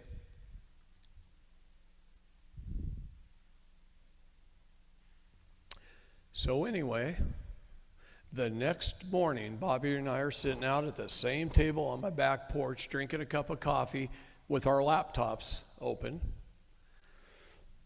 figuring out what we can do to help Bonnie. And I said, I just pulled up Bonnie's stuff, and stuff is changing overnight. Like they're on the computer, changing things. Cases that used to say discharged now say dismissed. Do you guys know the difference? When a case is discharged, it's paid in full, it's over, it's done, it's gone. It can't ever be re-examined or reopened. When it says dismissed, if they find any additional evidence or manufacture any, then they can reopen the case. So I'm watching it change on the computer. Who the hell's doing that? That's not even legal to touch those kind of records. They're just doing one thing wrong after another. I'm just adding up the felonies. It's getting into 100 or more just on her and me that they've committed. To try and get me on a misdemeanor, they've committed 100 felonies. It isn't adding up. So anyway, we're on our computer. I decided I'm going to pull up my name. Now remember, a year ago I had a traffic ticket. I went into court. I fought him. I beat the judge and I won. That traffic ticket was under my name. It was there. Now all of a sudden, and you can go to Johnson County right now on their website, you type in my name, not a damn thing shows up. I was never arrested, never got a ticket any time in Johnson County, ever. I'm not even there. They wiped me off the face of the earth. You know why they did? Because I'm a state national, I'm trademarked, and I have my trust. They can't touch me. And now they're trying to figure out how to get rid of me. So now I know that the reason he called me and wanted to meet me in the dark alley with the weapon is because they couldn't touch me anyway. So that right there, guys, is a very positive statement for this movement. Our crap works. They wiped me off the planet in Johnson County. No record, not even a ticket from a year ago shows up.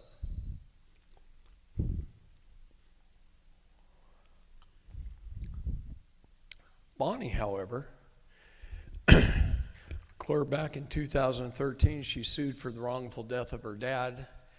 She won that in like 2016 by the time the case was done. In the meantime, there was a day back in 2015, in October of 2015, when she was working on that case. She wanted to go to the law library. She didn't have one at that time. Remember, she was a U.S. citizen, a realtor, had run and operated and owned a big insurance company, which was one of the largest insurance companies in Dallas. She sold it at age 40 and retired. Okay? But she needed to go to the law library. She was still working on her dad's case. So she carries her purse in to the courthouse. The law library's in the basement. It's 4 stories above ground in the basement. And then 2 levels of parking underneath that. And she goes into the courthouse, and you walk up the steps, and you actually walk into the 2nd floor. And there's security there like in an airport. And she puts her purse on the conveyor belt, and she walks over and walks through the metal detector, just like you would at an airport. And she remembered that she had a little tiny folding .22 pistol in her purse that she had forgot about. Everybody should have 1 or 2 in their purse. Ladies, especially you, have something in there. So she had forgot about it. She remembered as she pulled her purse off the other end of the conveyor belt.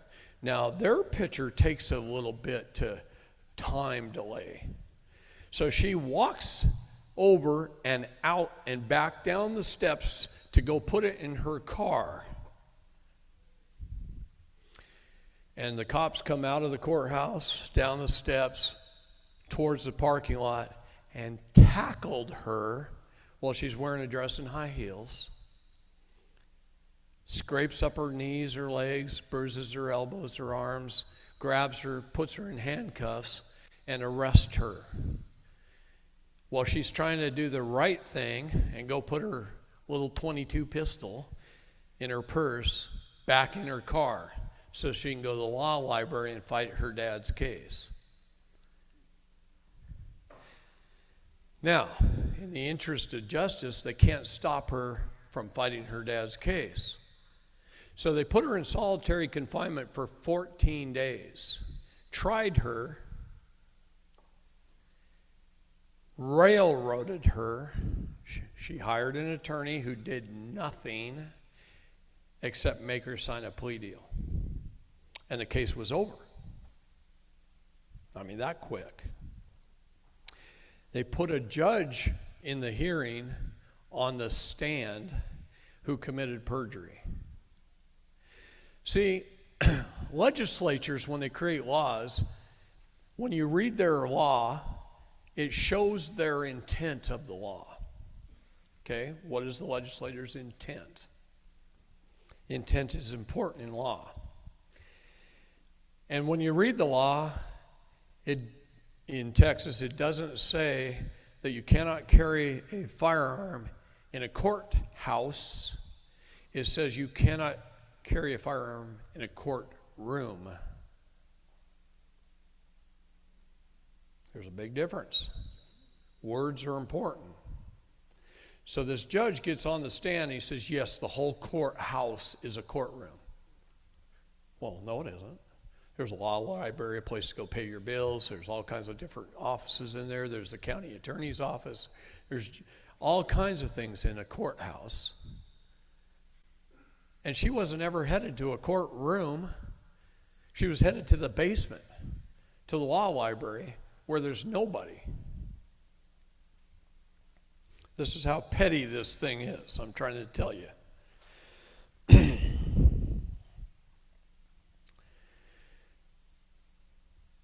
So, they sentence her to a felony conviction of carrying a weapon in an unauthorized location for 5 years.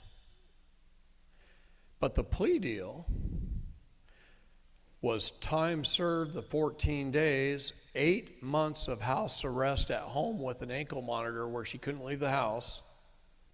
She had to order food in. And then probation for the rest of the 5 years. She was sentenced in December of 2015. 5 years is 2020, right? We got married, there was about $10,000 on the computer that she owed for that probation time, but her probation was essentially up, but they were dragging it on because there were some money charges still owed. Okay? So they're dragging it on. She's still going to probation once a month when I met her in September 15th, 2021 is the day I moved to Texas and we moved into our house together. Okay? And she still had to go to probation once a month. And I'm talking to her like, what the heck? Why do you have to go to probation? I looked her whole case up. I had every court transcript, every document that was filed. I had a copy of the docket. I'm good at reviewing cases, so I looked it all up. I go, why is the probation officer making you go down there once a month? Your parole ended. Didn't you ever get it finalized? No. Besides, she's a friend. I go in there and I educate her. The parole officer. That's Bonnie. Okay? Jesus.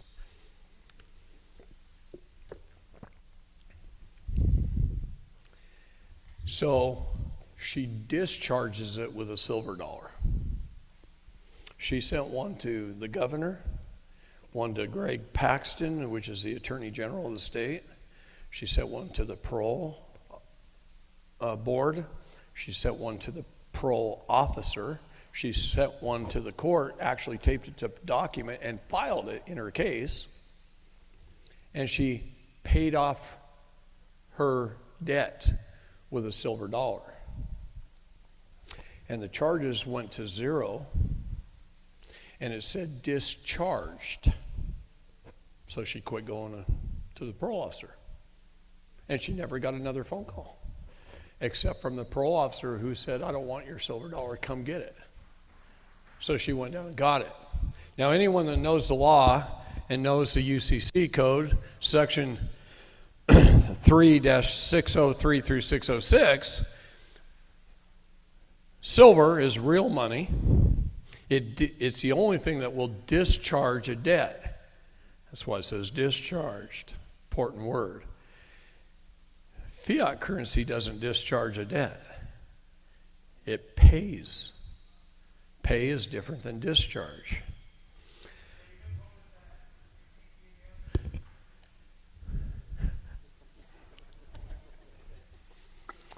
I think it's 603 through 606. And in those codes it says, if you tendered the offer in silver to pay the debt, it's paid. If they refuse it and they mail it back to you, it's paid. Because you tendered the offer. So, Bonnie never heard from probation. Just stopped going. Never heard from them. The computer said discharged, discharged, discharged. I looked it up in November, said discharged. I looked it up in December, said discharged. I looked it up in January. I look at their computer every month, one time a month. In March, when I looked at it, the charge was changed from discharged to dismissed. Now, who went in and changed it? We don't know. But they did. Now, Bonnie's got another case with her ex-husband. Her ex-husband's been trying to steal her house. She owned her house before they were married. In Texas, that's a thing, okay? So it's been through the courts. I've watched Bonnie just tear him up in the courtroom.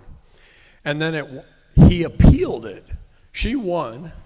He appealed it. It went to the appellate court in Texarkana.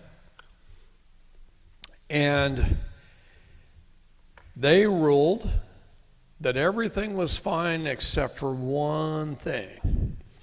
So they remanded it back to the local county court to have that one thing solved.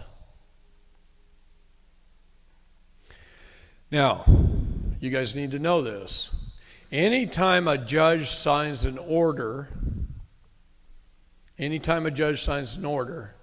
it's not good for 30 days. You got 30 days to challenge the order and void it or amend it or whatever. Throw out law that will change the decision. Most people get an order and they don't know the law, so they go, oh, I lost, or I won, one or the other. And they go home. See?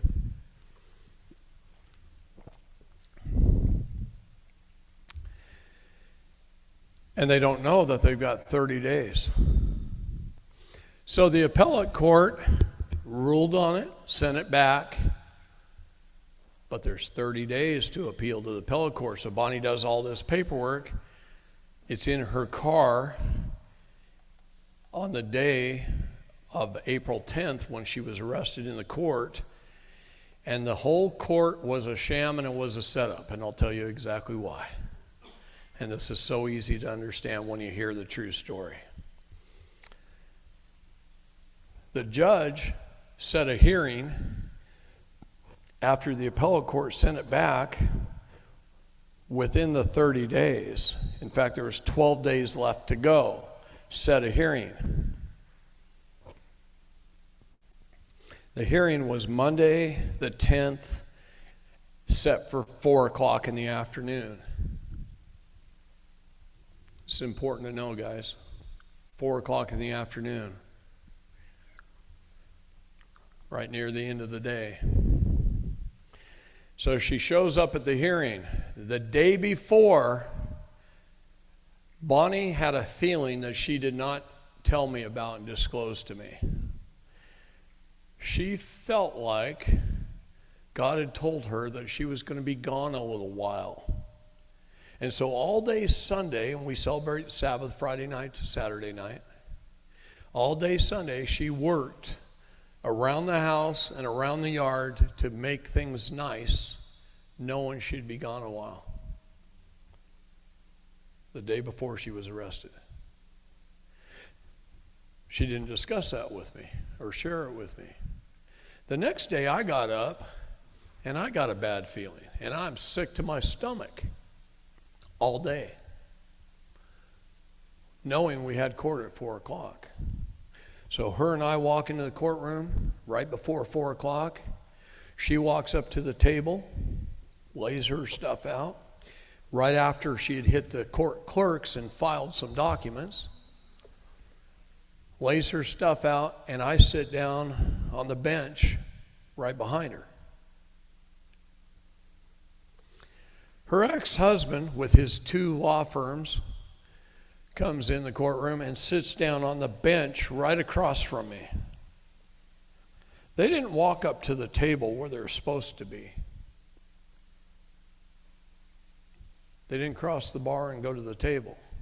They sat on the bench in the audience across from me. I want you to understand this. Please pay attention. It's important. About 25 of his friends and family show up and fill up their side of the courtroom. A police officer walks in, and I'm sitting at about seat 2, and the end of the bench is right there, right behind Bonnie's table. So if she needs to refer to me, that's where I needed to be. Police officer walks in and sits on the bench right behind me on the edge. And then the back of the courtroom, on our side of the courtroom, were police officers lined up. The bailiff standing on the wall. The judge walks in, and she doesn't sit down. She walks in and she says, "We weren't supposed to call this hearing. The appellate court has jurisdiction for another 12 days. We're going to have to reschedule." Now, I'm going to back up for a second and tell you she didn't walk in at 4 o'clock on time. She walked in at 4:35, and she says this. Then she sits there, and she just fools around with stuff for a few minutes, and it felt like she was just burning time. I've been in over 2,000 courtrooms in my life helping people and defending people. Okay? I know their games. And she's burning time. It's getting close to that 5 o'clock time. So she says, and she points at one of her ex's attorneys, "Why don't you come with me? Bonnie, you come with me," because Bonnie never has an attorney. Okay, she don't need one. She schools attorneys and judges for a living. And calls them into the chambers. Have you ever seen them reschedule in chambers? Usually they do it right there in front of everybody. In all my time of going into courtrooms, I've never seen them take somebody into chambers to reschedule a hearing. Now, when she left the corner of the courtroom towards the chambers, the bailiff walks up to me, and he leans over the little wall, and he says, aren't you from like Colorado or somewhere? You've been down here a couple of weeks? Or are you just a drifter? Well, you know me, that set me off. I said, what the hell did you just say to me? You call me a drifter saying I've only been down here a couple of weeks? I own several $1 million worth of real estate in Texas now. And I own them free and clear, and I've been married to Bonnie for more than 1.5 years. I'm married to her, and this is my home. I am a Texan, and don't you forget it.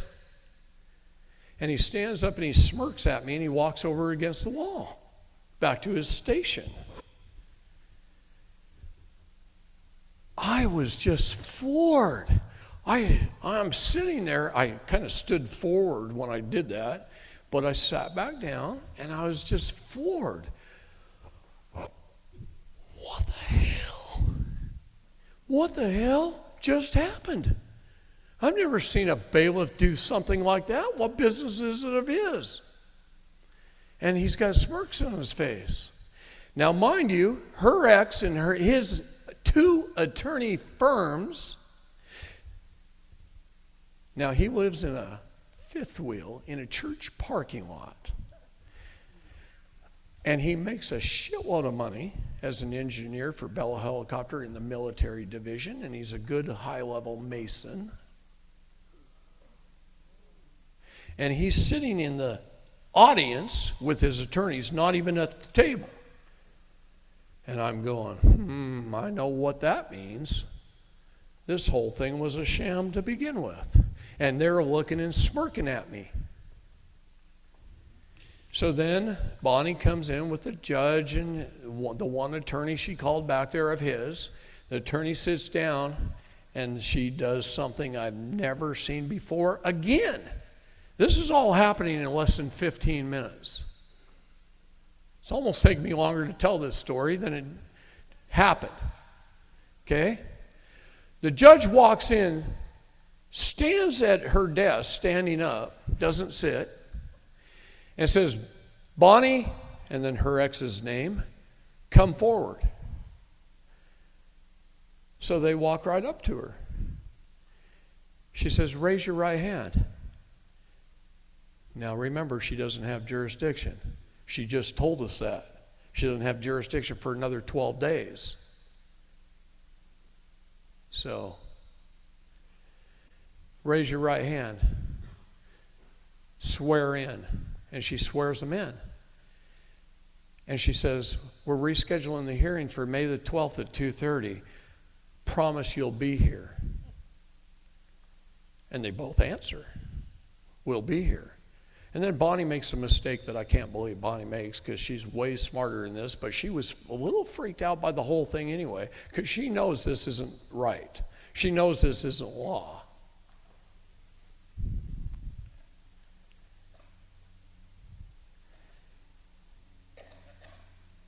The judge goes, you're agreeing to that, right, Bonnie? And she looks over at the court clerk and says, put her answer on the record. And I'm sitting there going, son of a bitch. I'm watching fraud unfold before me. Fraud on the court unfold before me. They had no jurisdiction to even call the hearing. They knew they didn't have jurisdiction for 12 days. Courts aren't stupid. They know the appellate court had it for 12 more days. They set the hearing on Friday, called her to be there on Monday. That's kind of a rush.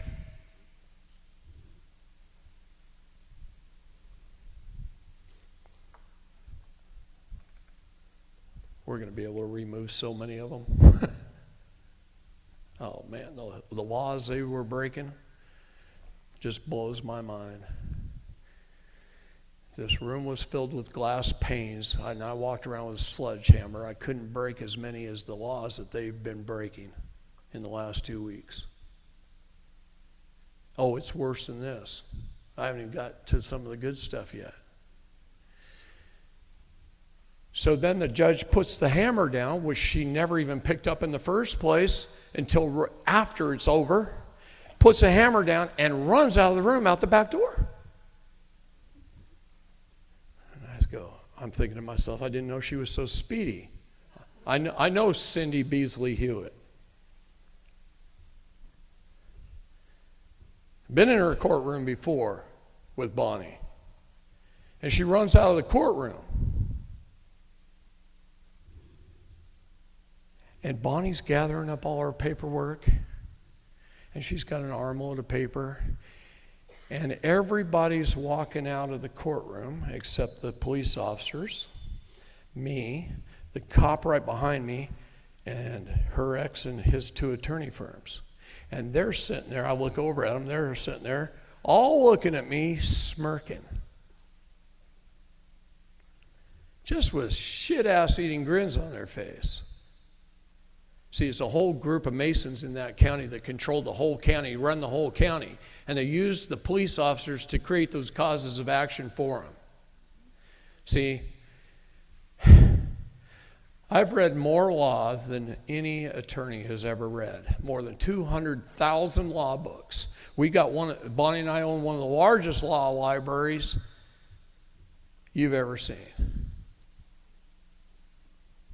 And we know the law very well. And I've been in more than 2,000 courtrooms in 30 years helping people. Haven't I, hon? We have people in this room that I've gone to court for.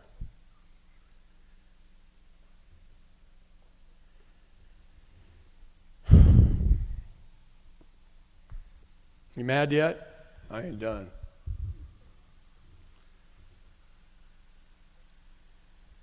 Cindy Beasley Hewitt's boss. Well, I'll tell you about him later. So anyway, she's gathering up her papers. Everybody's leaving except the ones I told you. I stand up as she starts to walk towards me, and the cop right here stands right here and blocks me. He blocks me. I'm stuck in a aisleway between benches. And all the other police officers in the back row, and they got little signs right here that says SWAT. They walk up and they put Bonnie in handcuffs. And as they're trying to do it, she says, "Where's the warrant? Where's the warrant? Show me the warrant." And I stand up and I say, "Where's the goddamn warrant?" I'm pissed. Sorry about that. I don't usually cuss that much. Occasionally, but I try not to. And this guy, he moves closer to me. And they grab onto Bonnie and they put her in cuffs. And they're almost forcing her arms up so bad she's hunched over like this and she's in a dress and high heels to be in court with, respectfully. Over something petty that happened in 2015, where I guarantee in the state of Texas, they've allowed people to go put their guns back in the car. Because I've watched it happen twice since I've been down there in a year and a half. And they never arrested those people. But because she was suing the county, they did.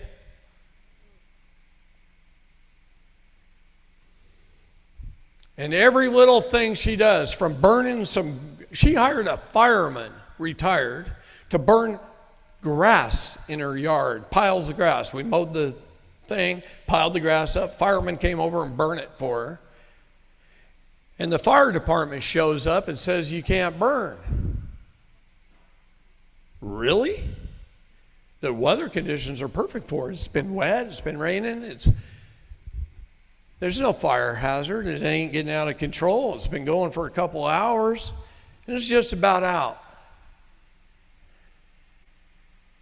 And she goes out to talk to the fireman, hands him a silver dollar, says, "You're under contract now. If I need you, I'll call you. Come. We're under contract." And they leave. They left, called the police, the sheriff. The sheriff's deputy came out. They won't even come on our property. The fire department didn't come on our property. They pulled in the neighbor's driveway, made Bonnie go over there because our property's land patented.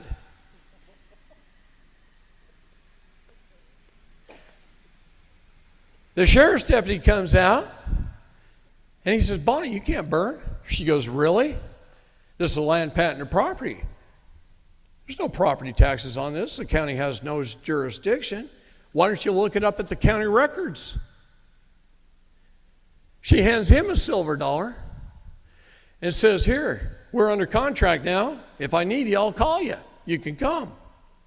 But unless I need you, it's $250,000 a day fine if you trespass on my property. He goes, yeah, I know. We saw the signs. That's why we're not on your property. And our fence posts are painted purple, and if you're in Texas, you know that's allodial property. That's in the law. Okay? So she never hears from him again. And then one day on the computer, we look up her records at once a month, and there's a traffic ticket for burning grass. Huh? I can't make this shit up. There's a traffic ticket for burning grass, $313 fine.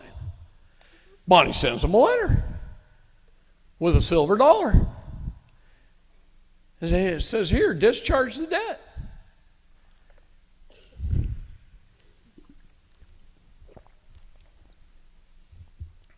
You can't make this stuff up. I mean, it is ridiculously stupid. So they arrest her in the courtroom. They haul her out the back door. I'm watching how brutal they are in the courtroom, and I'm getting more pissed.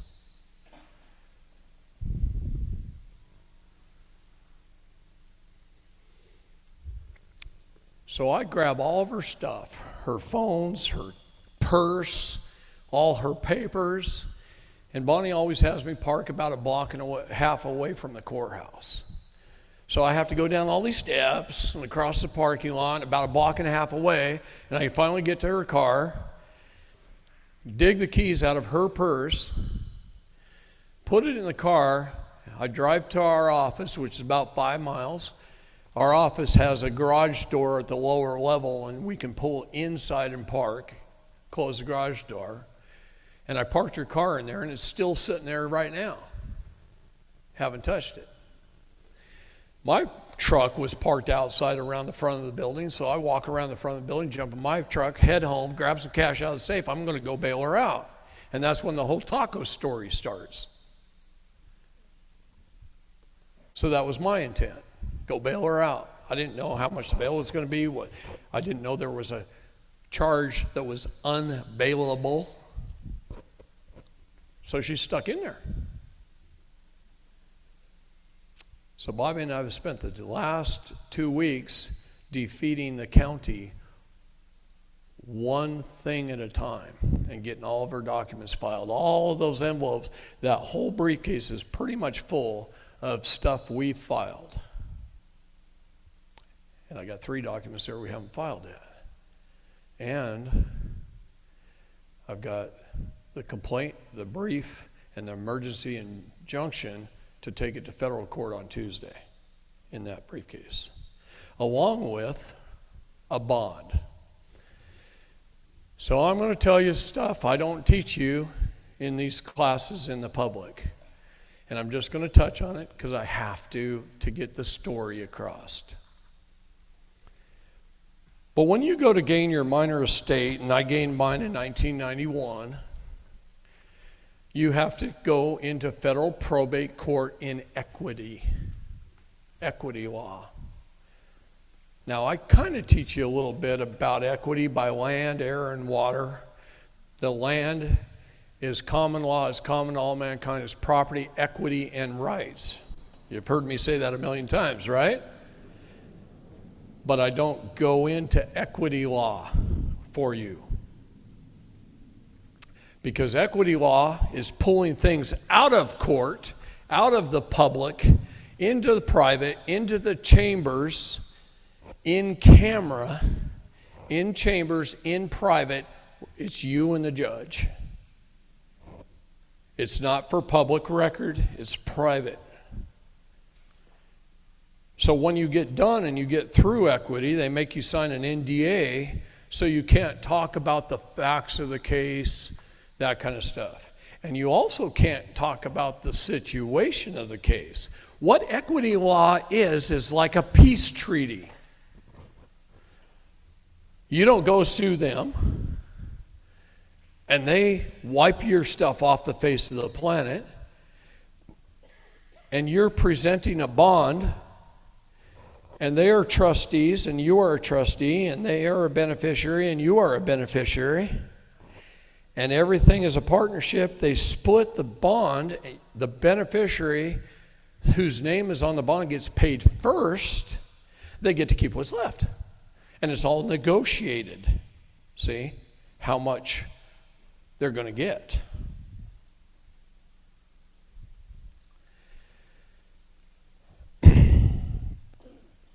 There are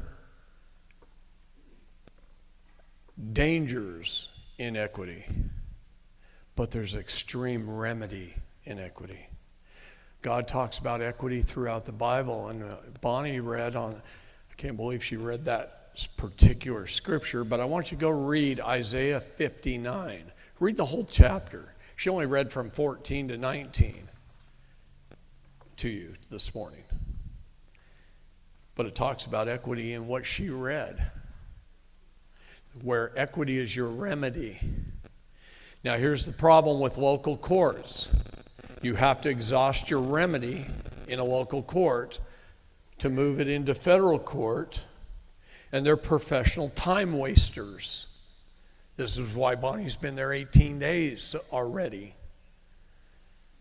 They hold you up at everything you do. Every day you're working, and you start early in the morning, you do paperwork, you go to the county recorders to record it. They won't let you record something. You're fighting with the county.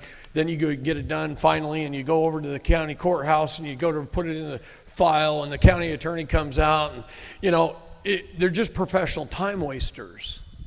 I'm going to say that over and over again.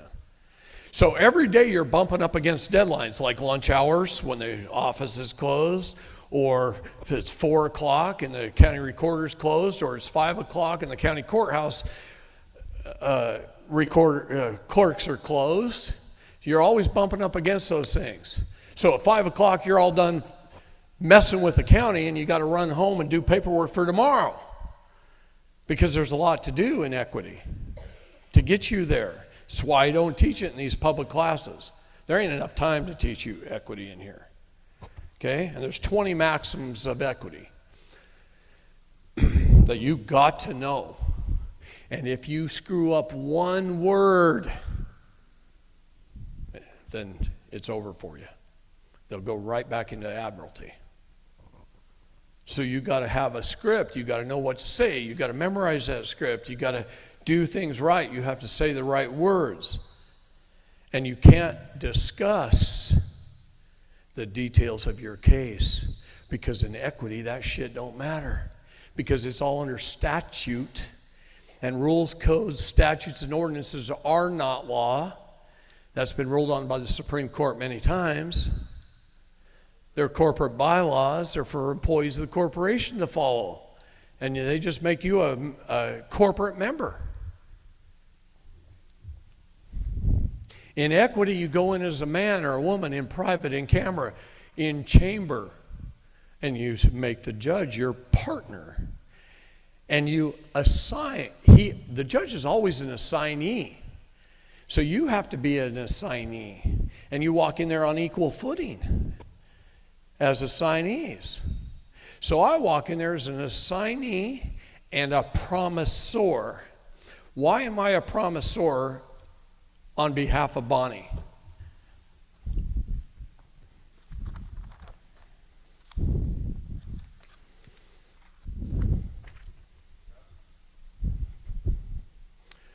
Two reasons. My first promise to her was my wedding vows. These are my wedding vows. Bonnie usually has this hanging up in the bedroom and makes me read them once a week. I'm going to read it to you. This was read aloud at my wedding, and then Bonnie said hers. This took me 3.5 weeks to write. I was so nervous. I mean, I'm literally on the way to Hawaii to get married, and I'm still riding on the airplane all the way there. She sits down on the beach on a rock and writes hers in 4 hours. That ain't how men work. Men have to put thought and heart into it, change it 500 times to come up with about 6 pages. So I'm going to read in my wedding vows. Bonnie, I don't know if I can do this without crying, so forgive me, okay? Bonnie, of all the people you've met along your journey and of all the places you've been, somehow in some way you ended up here with me. It is the most powerful, precious, and humbling fact that I can accept. I believe that we did not meet just by chance, that through the grace of Christ's greatest gifts, he presented to me this, his favorite and humble daughter.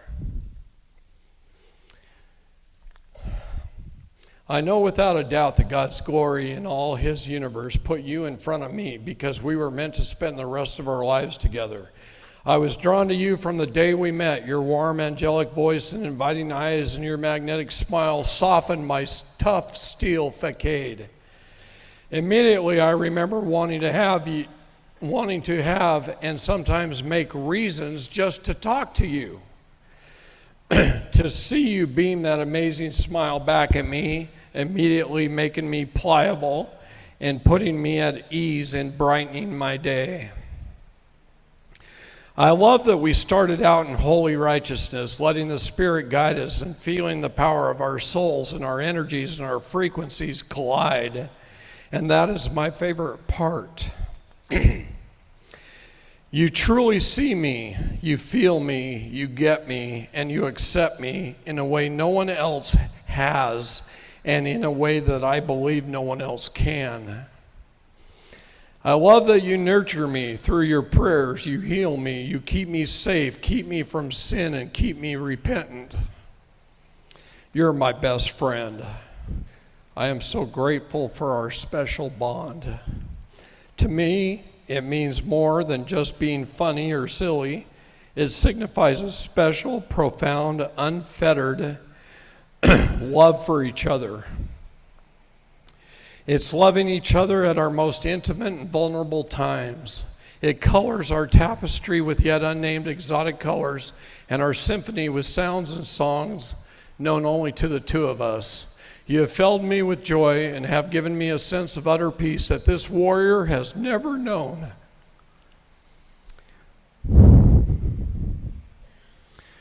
You are my best friend, my biggest supporter, and the best angelic backup singer a man could ever ask for. You're getting details of my personal life I never tell. I promise to never stop finding those fun and romantic songs for you, and I promise I'll learn to dance. I'm a terrible dancer. Although today marks a start to the rest of our lives, I know it will never be enough time with you. I will not take our time together for granted, and because words cannot do it, I promise to show you for the rest of my life how completely I love you. I promise to encourage you to follow all of your dreams and to support and nurture those dreams because through them your soul shines so brilliant and bright, all can see its glow. I promise to make you laugh when you are taking yourself too seriously. I promise to hold your hand through the good times and through the bad. I promise to be mindful of your health, gentle with your heart, and respectful of your soul. I promise to be loyal and faithful and to put you before all else. I promise to encourage your compassion and feed your passions because that is what makes you unique and wonderful.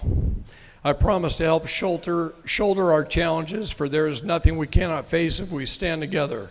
I promise to be your partner in all things, not to be possessing you, but only in order to protect you, both working together as a part of the whole. Lastly, I promise to you perfect love and perfect trust, for one lifetime with you could never be enough. This is my sacred vow to you, my queen, as equal in all things. I promise that when we are old and gray, we will look back on our lives together and we will have no regrets. I promise to protect you and keep you safe from all who come against you. With my life, if necessary, that we shall live in peace and free and liberty. From this day forward, you will never walk through life alone. With all my heart and soul, your beloved King, David.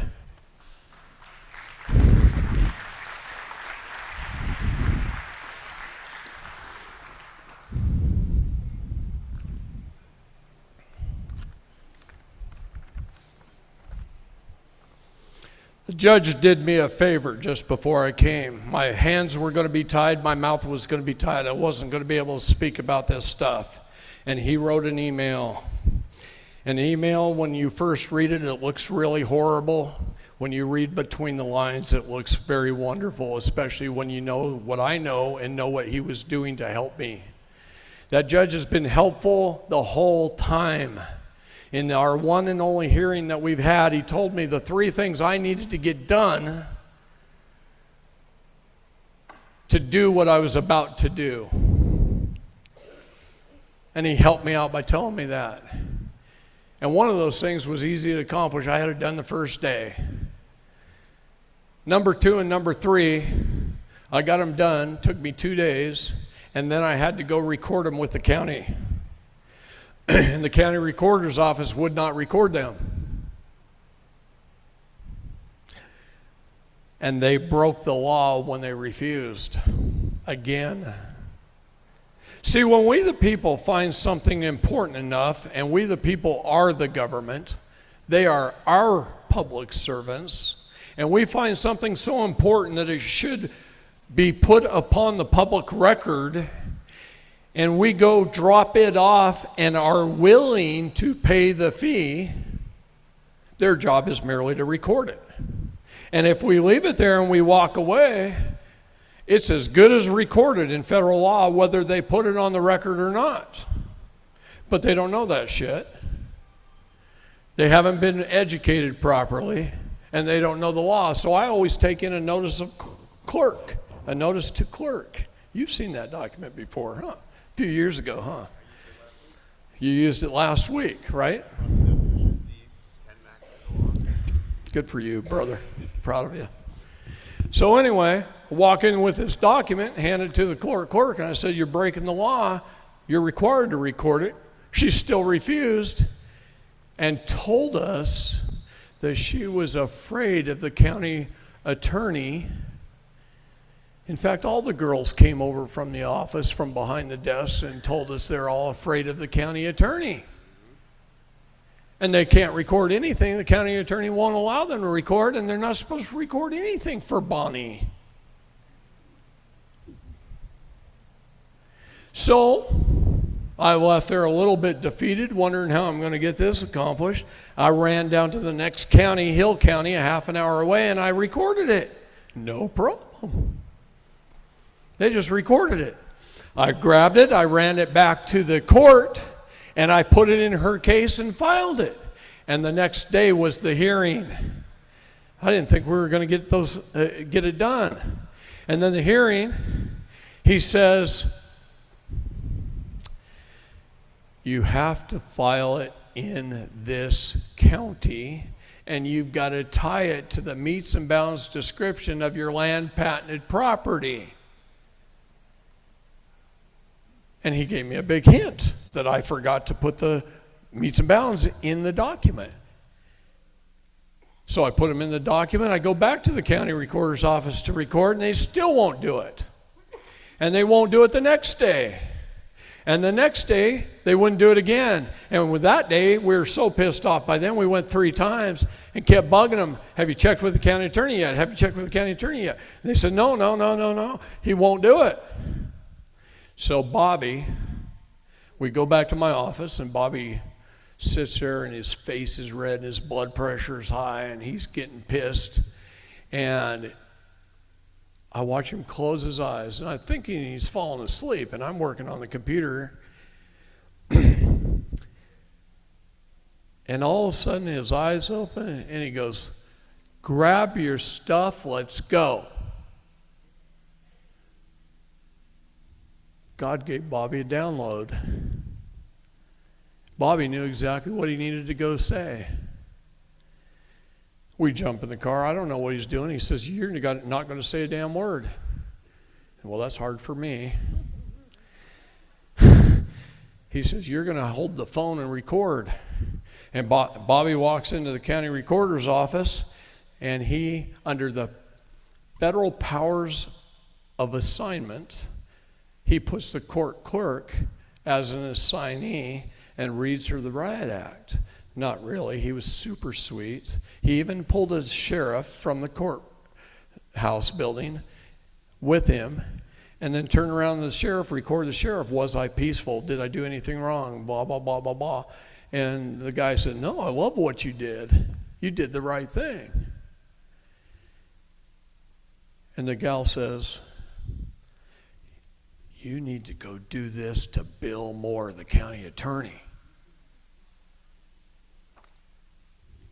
Well, he's in the recorder of deeds is in the old courthouse in the square downtown. He's in the new courthouse building, the biggest bank in town. Okay. By the way, all courts are banks, all judges are bankers. Okay, I teach you the guys that. Look it up in a law dictionary. And a bank is in the business of creating securities. That's what banks are in the business of, and nothing else. That's their corporate charters of a bank, is to create securities. Okay? Once you know this stuff and you know how they get paid, everything starts to make sense. And all the law is on your side, not theirs. And you can force them to do things that they're supposed to do anyway. So, Bobby and I jump in the car. We go down to the other courthouse. He goes into Bill Moore's office. Scott shows up. It's Scott and Sean and I are sitting there talking, and Scott and Bobby are talking. Bobby knows it's hard for me to keep my mouth shut. So he hands Scott the phone. "You're going to record this." And Bobby goes in the county attorney's office, and the county attorney won't come out of his little office. It's right there. He sends his girl. And his girl comes out, and he does the same thing he did at the recorder's office to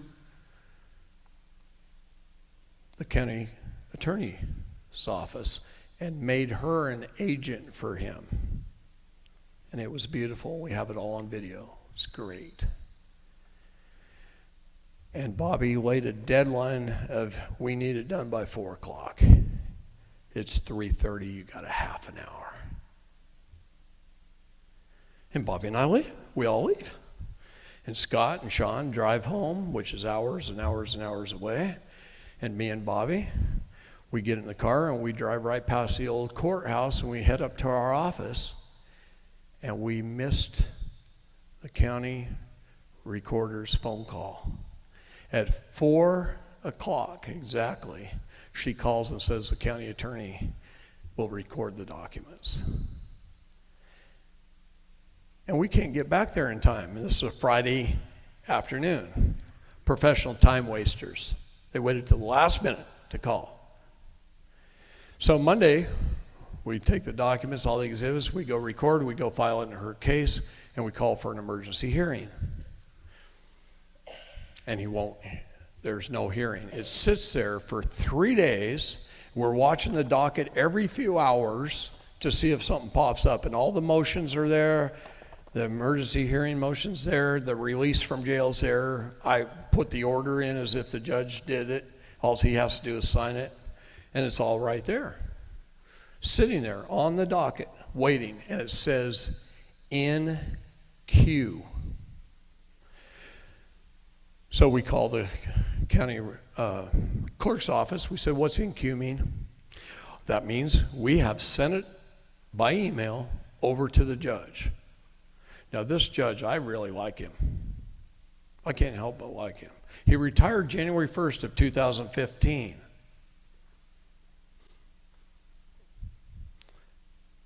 It's quite a while ago, huh? He is inducted into the Judges Hall of Fame. He's got credentials like you wouldn't believe. He's allowed to practice law in any county, in any courthouse, all the way up to the Texas Supreme Court. And he's allowed to practice law in any courtroom in the United States of America, including the Supreme Court, right under the justices. So he can take a case right to the Supreme Court. I like this judge. He's like judge number 10 in the country. And he's in his 80s. And he's smart as a whip. And this is why the only work he's done since he retired is the county calls him in on Bonnie's cases. Now, the head judge of the county, his name is Bosworth, Judge Bosworth. He calls Bobby and I into the hallway in the courthouse to talk to us in private. And he told us that we know what you're trying to do. In equity, we've just never done it. We know you have a bond to present to us, and we don't know how to cash it in. So we said, are you admitting that every judge in this county is incompetent in equity law? And he said, yeah. He goes, the only two judges I can tell you is Judge McGregor, who's the retired judge, and he's super nice. I like him. And this other judge, and here's his information, he's up in Fort Worth. Maybe you can go see him. So Bobby goes up to Fort Worth to talk to him. He can't see him. He talks to his girl. You know, nothing really happens, and he comes back, and it's the end of the day, and we feel defeated again. Every day we bump up against a time wall, okay? Every day. It's 18 days in a row today. And I got lots of people working on it, some very smart people doing things, but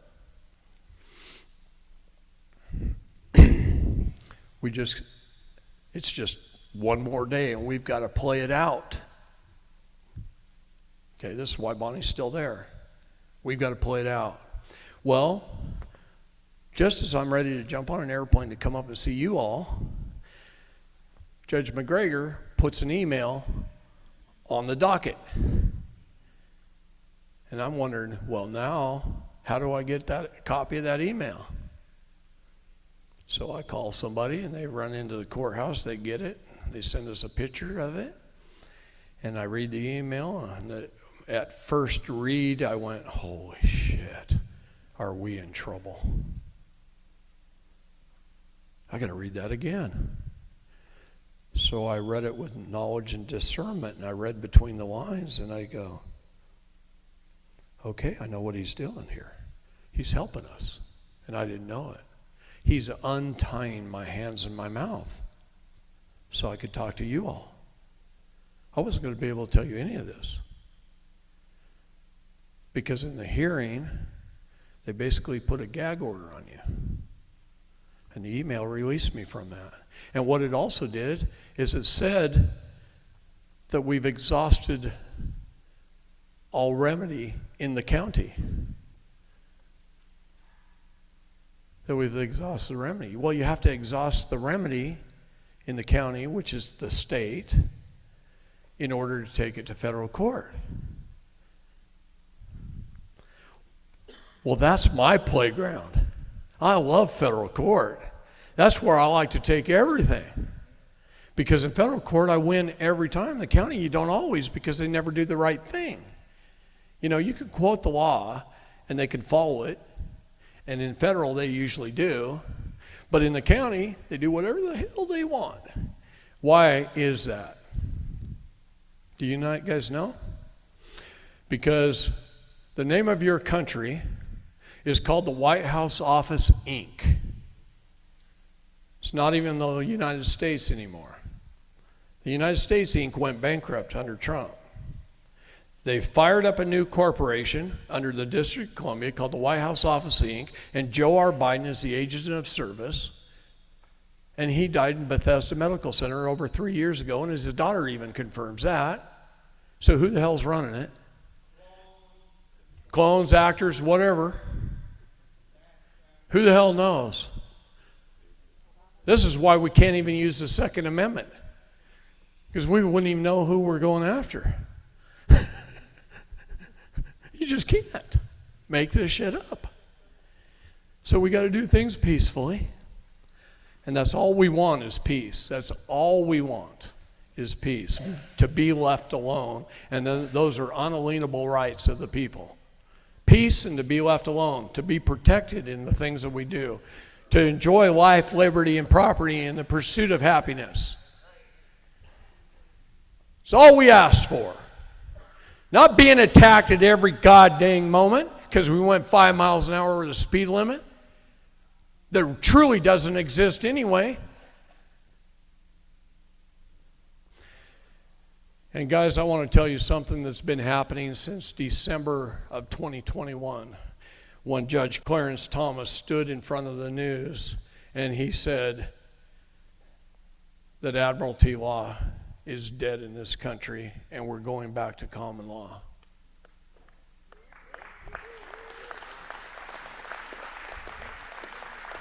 Well, hold on, that's not even the good part. Let me get to the good part. I have been called from 6 law students across this country, including one young lady who is in the graduating class, just graduated from Harvard University with honors. And she's sitting there in the audience of Harvard graduate attorneys who haven't passed the bar yet, but they graduated. And she's sitting there, and the professor that's giving the graduation speech says, all this stuff you've learned over the last 4 years here at the great Harvard University is all well and good. All the statutory law and case law helps you improve and learn. However, you all need to come back next year and learn common law.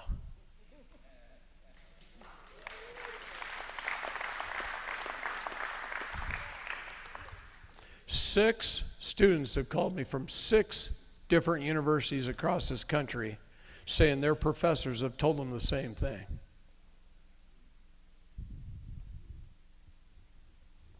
Things are changing. What's that? They are collapsing under the weight of their own corruption, and that is exactly right. And Isaiah 59 spells it all out to you. Look it up and read it. It tells you what's coming. Combine that with Revelations 8 and a few other chapters, and it'll show you what's coming quickly, headed for us like a freight train. And you better get prepared. Because, see, God started warning you about 1820. And he's been warning you for the last 150 plus years what's going to happen. And all the signs are there that it's been happening. And he's been exactly right every time, and he always will be, because he is God. And he's telling you what's coming. And every major city in this nation will be destroyed. The government considers a major city population over 500,000, and it will be destroyed. And God will do it himself. We don't have to do it.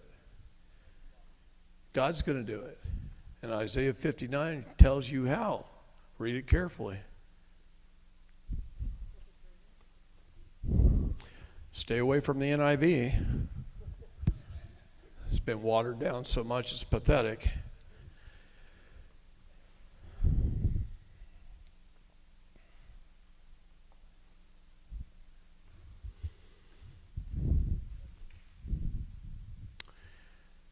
Remember what Rob told you, stay in your seats for 15 minutes.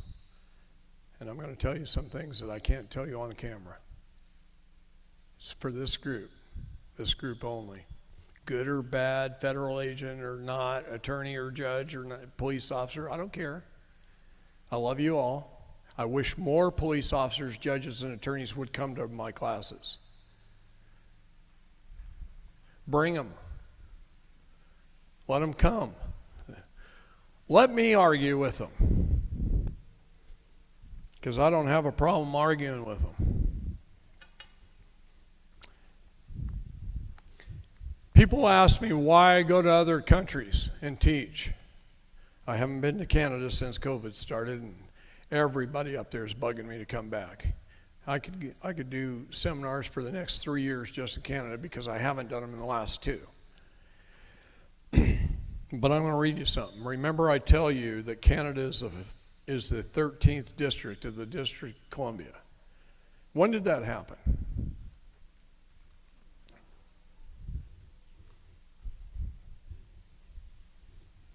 Nobody's going to answer.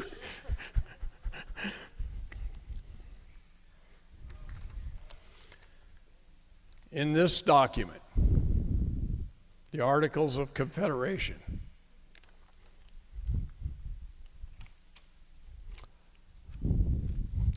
(1778), Canada became a part of the United States. Let me read it to you. This is right out of that document. Article 11, X1. Canada, acceding to this confederation and joining in the measures of the United States, shall be admitted into and entitled to all the advantages of this union, but no other colony shall be admitted into the same unless such admission be agreed upon by at least 9 states.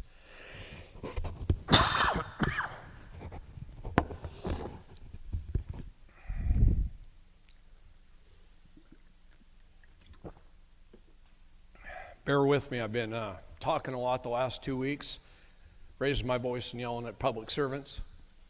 So my voice is gone before I even start this time. Usually it's Sunday night when I don't have a voice, but it's going. So right there in the Articles of Confederation, Canada became one of the districts. Who created the districts? None of you had a history class, or just does our public school system not teach anything? I'm trying to make a point. Okay, how long has this country been in existence? 1607, we landed in Jamestown, Virginia. We signed the Virginia Compact and created a government.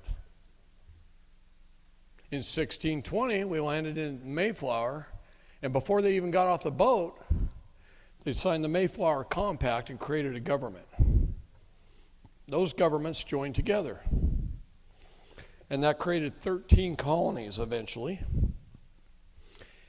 And many of our people that came over, almost all of them, were all British citizens or soldiers. I want you to follow me here. We went through several years of various wars, from Indian wars to the Revolutionary War to the shot heard around the world at Concord. And one general stood out. His name was George Washington. And he was a British general. We were Britain here. All of our colonies were Great Britain. Till 1776, right? No. That's a lie. Everybody thinks this country formed July 4, 1776, and I'm here to tell you it didn't. That's a lie. In fact, we had 13 presidents before George Washington. One man was even black, so Obama wasn't the first. Okay? So here's a history lesson. In 1775, our nation of founding fathers created the Uniform Code of Military Justice. And that became our nation's laws. The UCMJ. The Grand Army of the Republic was created in 1775. A couple of months later was the United States Navy. 30 days after that was the United States Marines. All in 1775, well before July 4th of 1776. On July 2nd of 1776, the Lee Resolution was signed because they were at our Continental Congress trying to decide what type of country this was going to be. And books were written about it, the Federalist Papers and the Anti-Federalist Papers, which is both sides of the argument. Okay? You guys all learned this in school, grade school? Sorry about that. You was the same kindergarten through 12th grade I did, huh? Yeah, our public indoctrination system.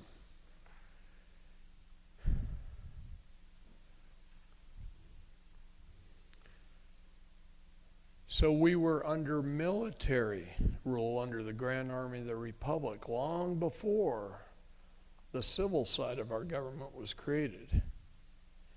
And who became our first president? Okay, on July, I skipped a part. Sorry, I got off track. July the 2nd, 1776, the Lee Resolution was signed. And it was signed in Congress, and it was written on a napkin in pencil. I have a copy of it in my book. A napkin and pencil, and it told the votes, the yay or the nay, and there was 13 signatures, one represented from each of our states at the time. And that document was recorded in the public in pencil on a napkin, and it told how many voted for yay and how many voted nay, and it had signatures. And it was sent to the King of England. And it's the precursor that truly freed our country while the Declaration was being written. And then we had the Declaration of Independence, which became our formal document. Okay? July the 4th, that's why we celebrate fireworks, right?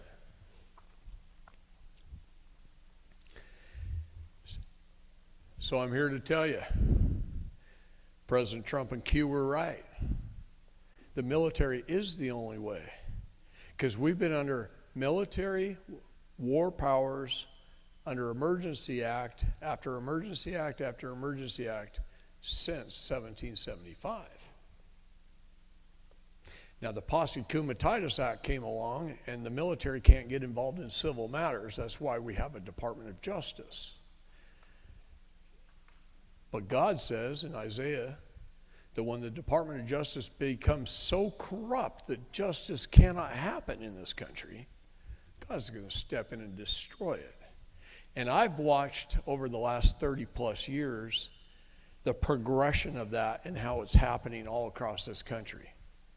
And I'm seeing how the police are becoming more brutal, how they're not following the law, how the attorneys are attorneying people and not following the law. They're doing it all for profit. And I will tell you how they get paid. Quite a few years ago, I took a case in the 9th District Federal Courthouse in Portland, Oregon, in front of Judge Mosman, and I exposed on the criminal side how they get paid out of our trusts that were created with our birth. And I exposed that. You know what they did with it? They sealed the case, handed me all the documents back, and said, here, we don't want some law student at Cornell looking this up and showing everybody how to win. But I've been teaching it ever since. They don't want people to know how they get paid. So let me tell you how they get paid. A police officer creates a cause of action. A cause number. A cause of action. It could be a traffic ticket. It could be an agent of government, a CPS worker. It could be any agent of government in any capacity with any agency, and their job is to create causes of action.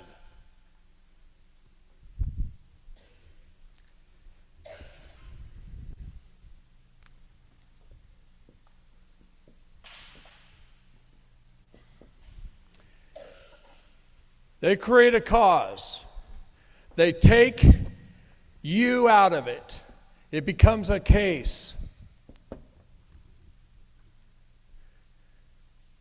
They have to take you out of it. See, they can only try you. They can only bill you. They never say David Lester Straight owes $2,560.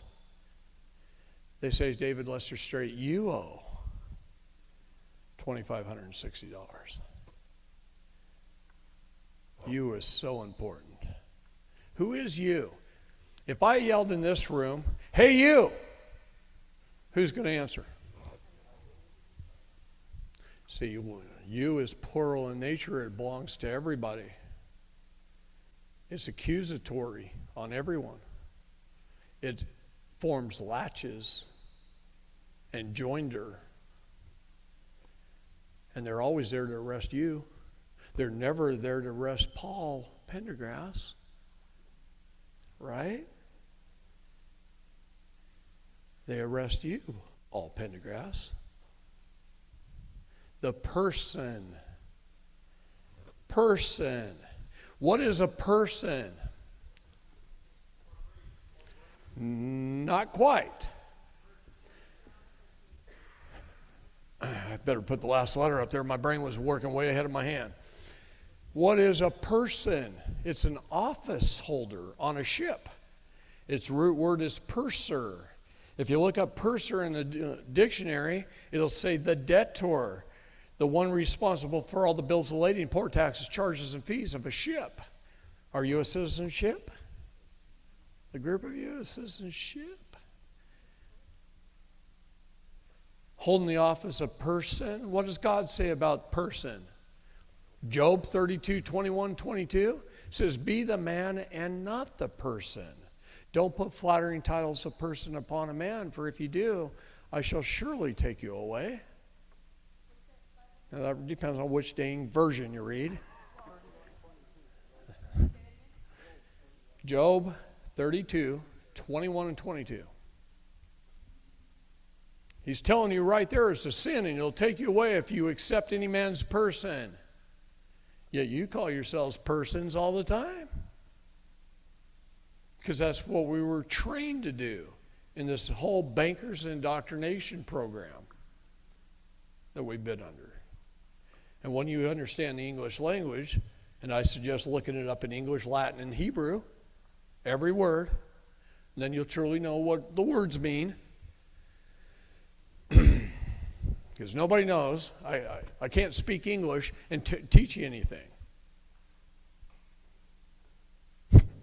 Because the words don't mean that in the law, what our common language means. And that's why everybody goes into court and gets screwed up.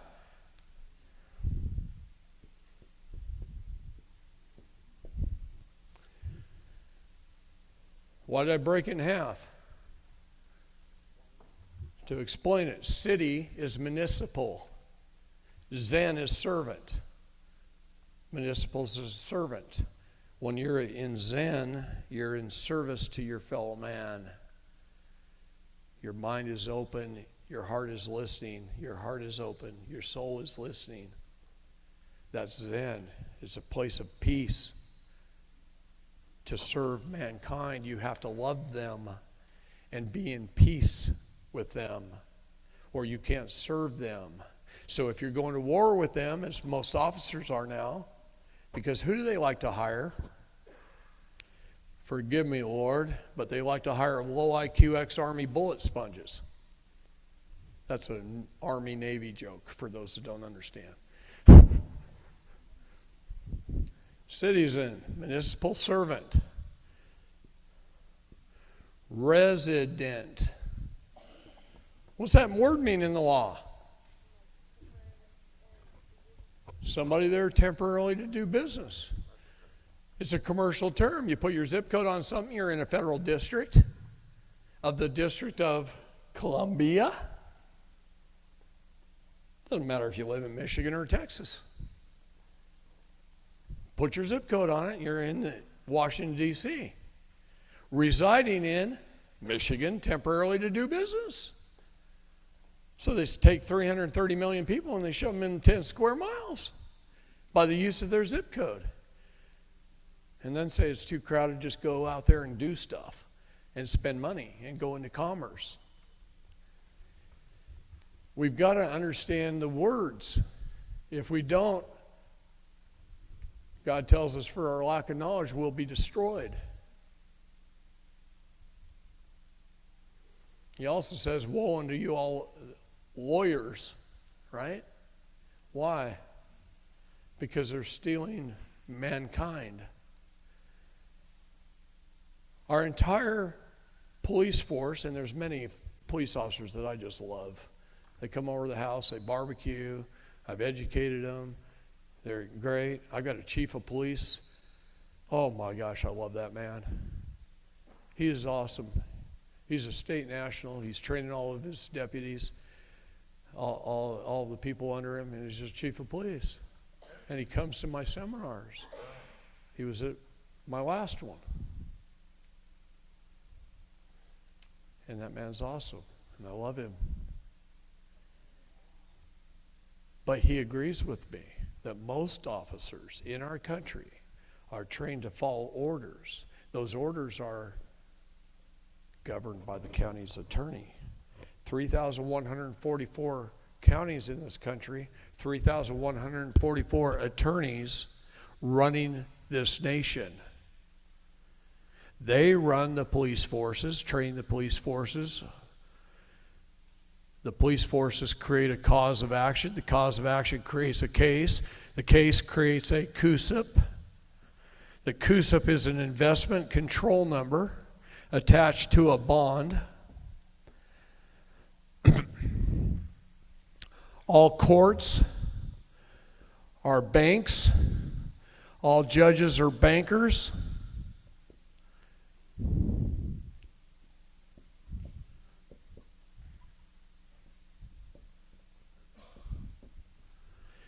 And a bank is in the business of creating securities.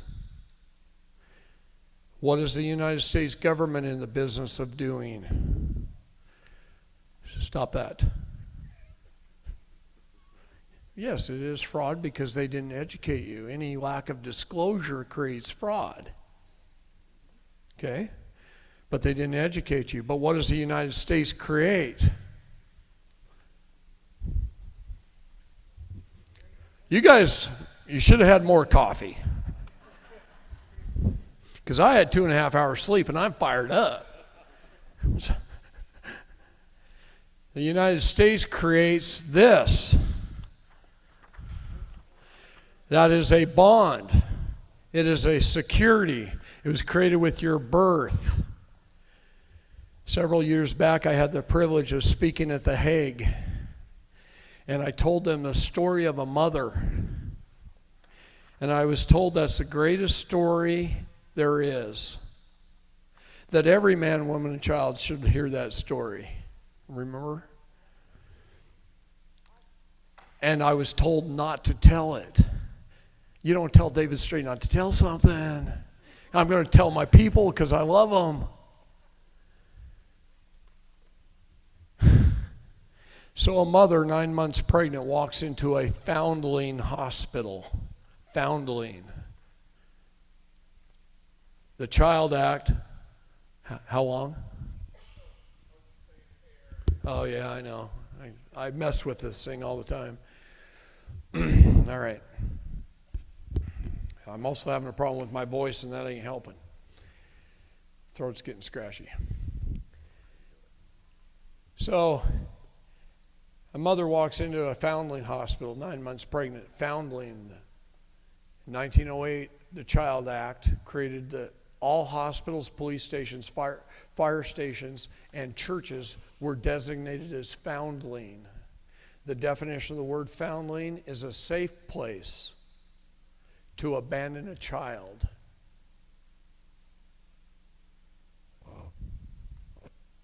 A safe place to abandon a child. You can literally take a baby, put it in a basket, walk into any one of those 4 institutions, set it down in the middle of the floor, smile, wave, and walk out with no consequences to yourself whatsoever.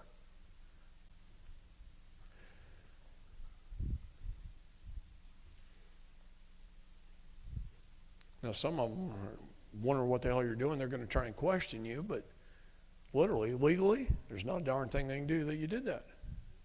Just abandon them. So a mother, 9 months pregnant, walks into a foundling hospital, goes into a birthing ward where she becomes a ward of the state. The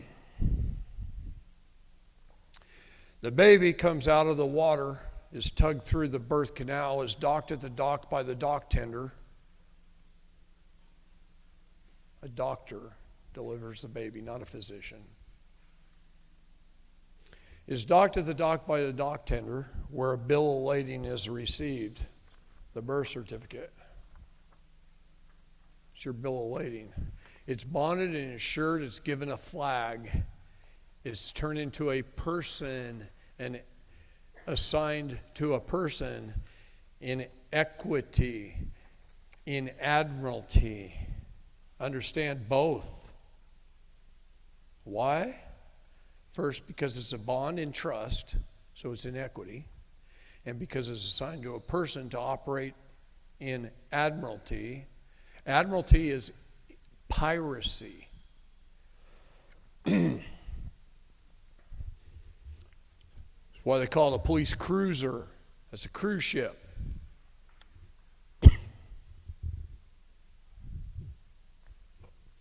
It's fun to ask cops. You know why it's called a cruiser? They don't know.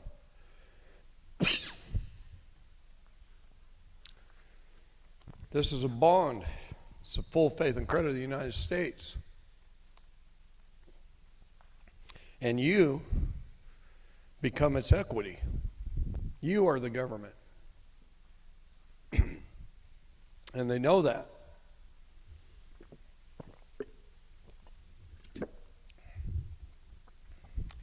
So could we go cruising to lunch right now? In about 2 minutes. Okay, go for it. And you're going to come up right after lunch. Okay. Police officer creates a cause of action, that creates a case, that creates a CUSIP. The CUSIP is attached to the bond. It's the investment control number. And then under their ISILN number,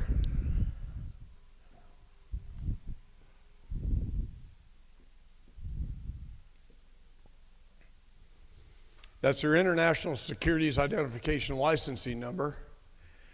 They sell that bond out the back door of the courthouse between 5:30 and 6 o'clock, usually to a broker from Bear Stearns who stops by, collects all the bonds for the day, and those are invested on Wall Street, and you become whatever it is you did, you become the major source of our economy, and it's usually invested in municipal bond funds and prison bond funds.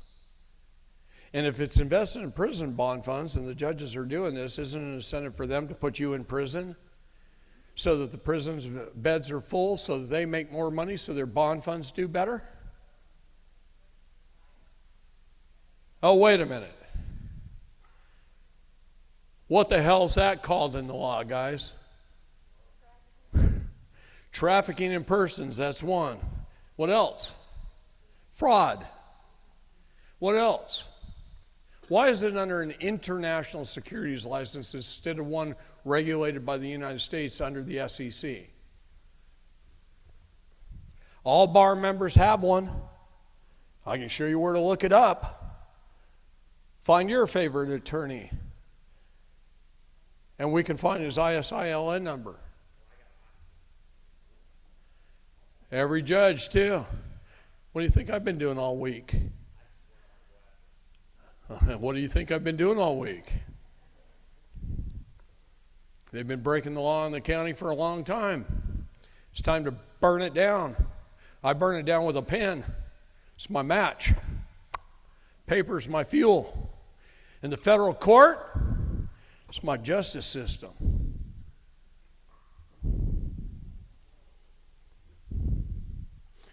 And you guys don't even know something, because I don't teach it until you're ready to go claim your estate. But you don't know what this is.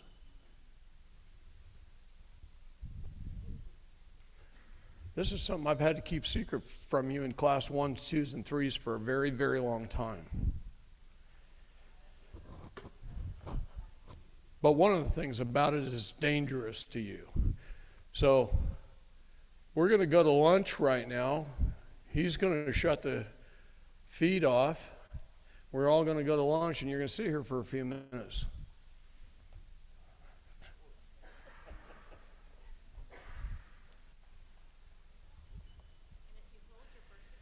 Because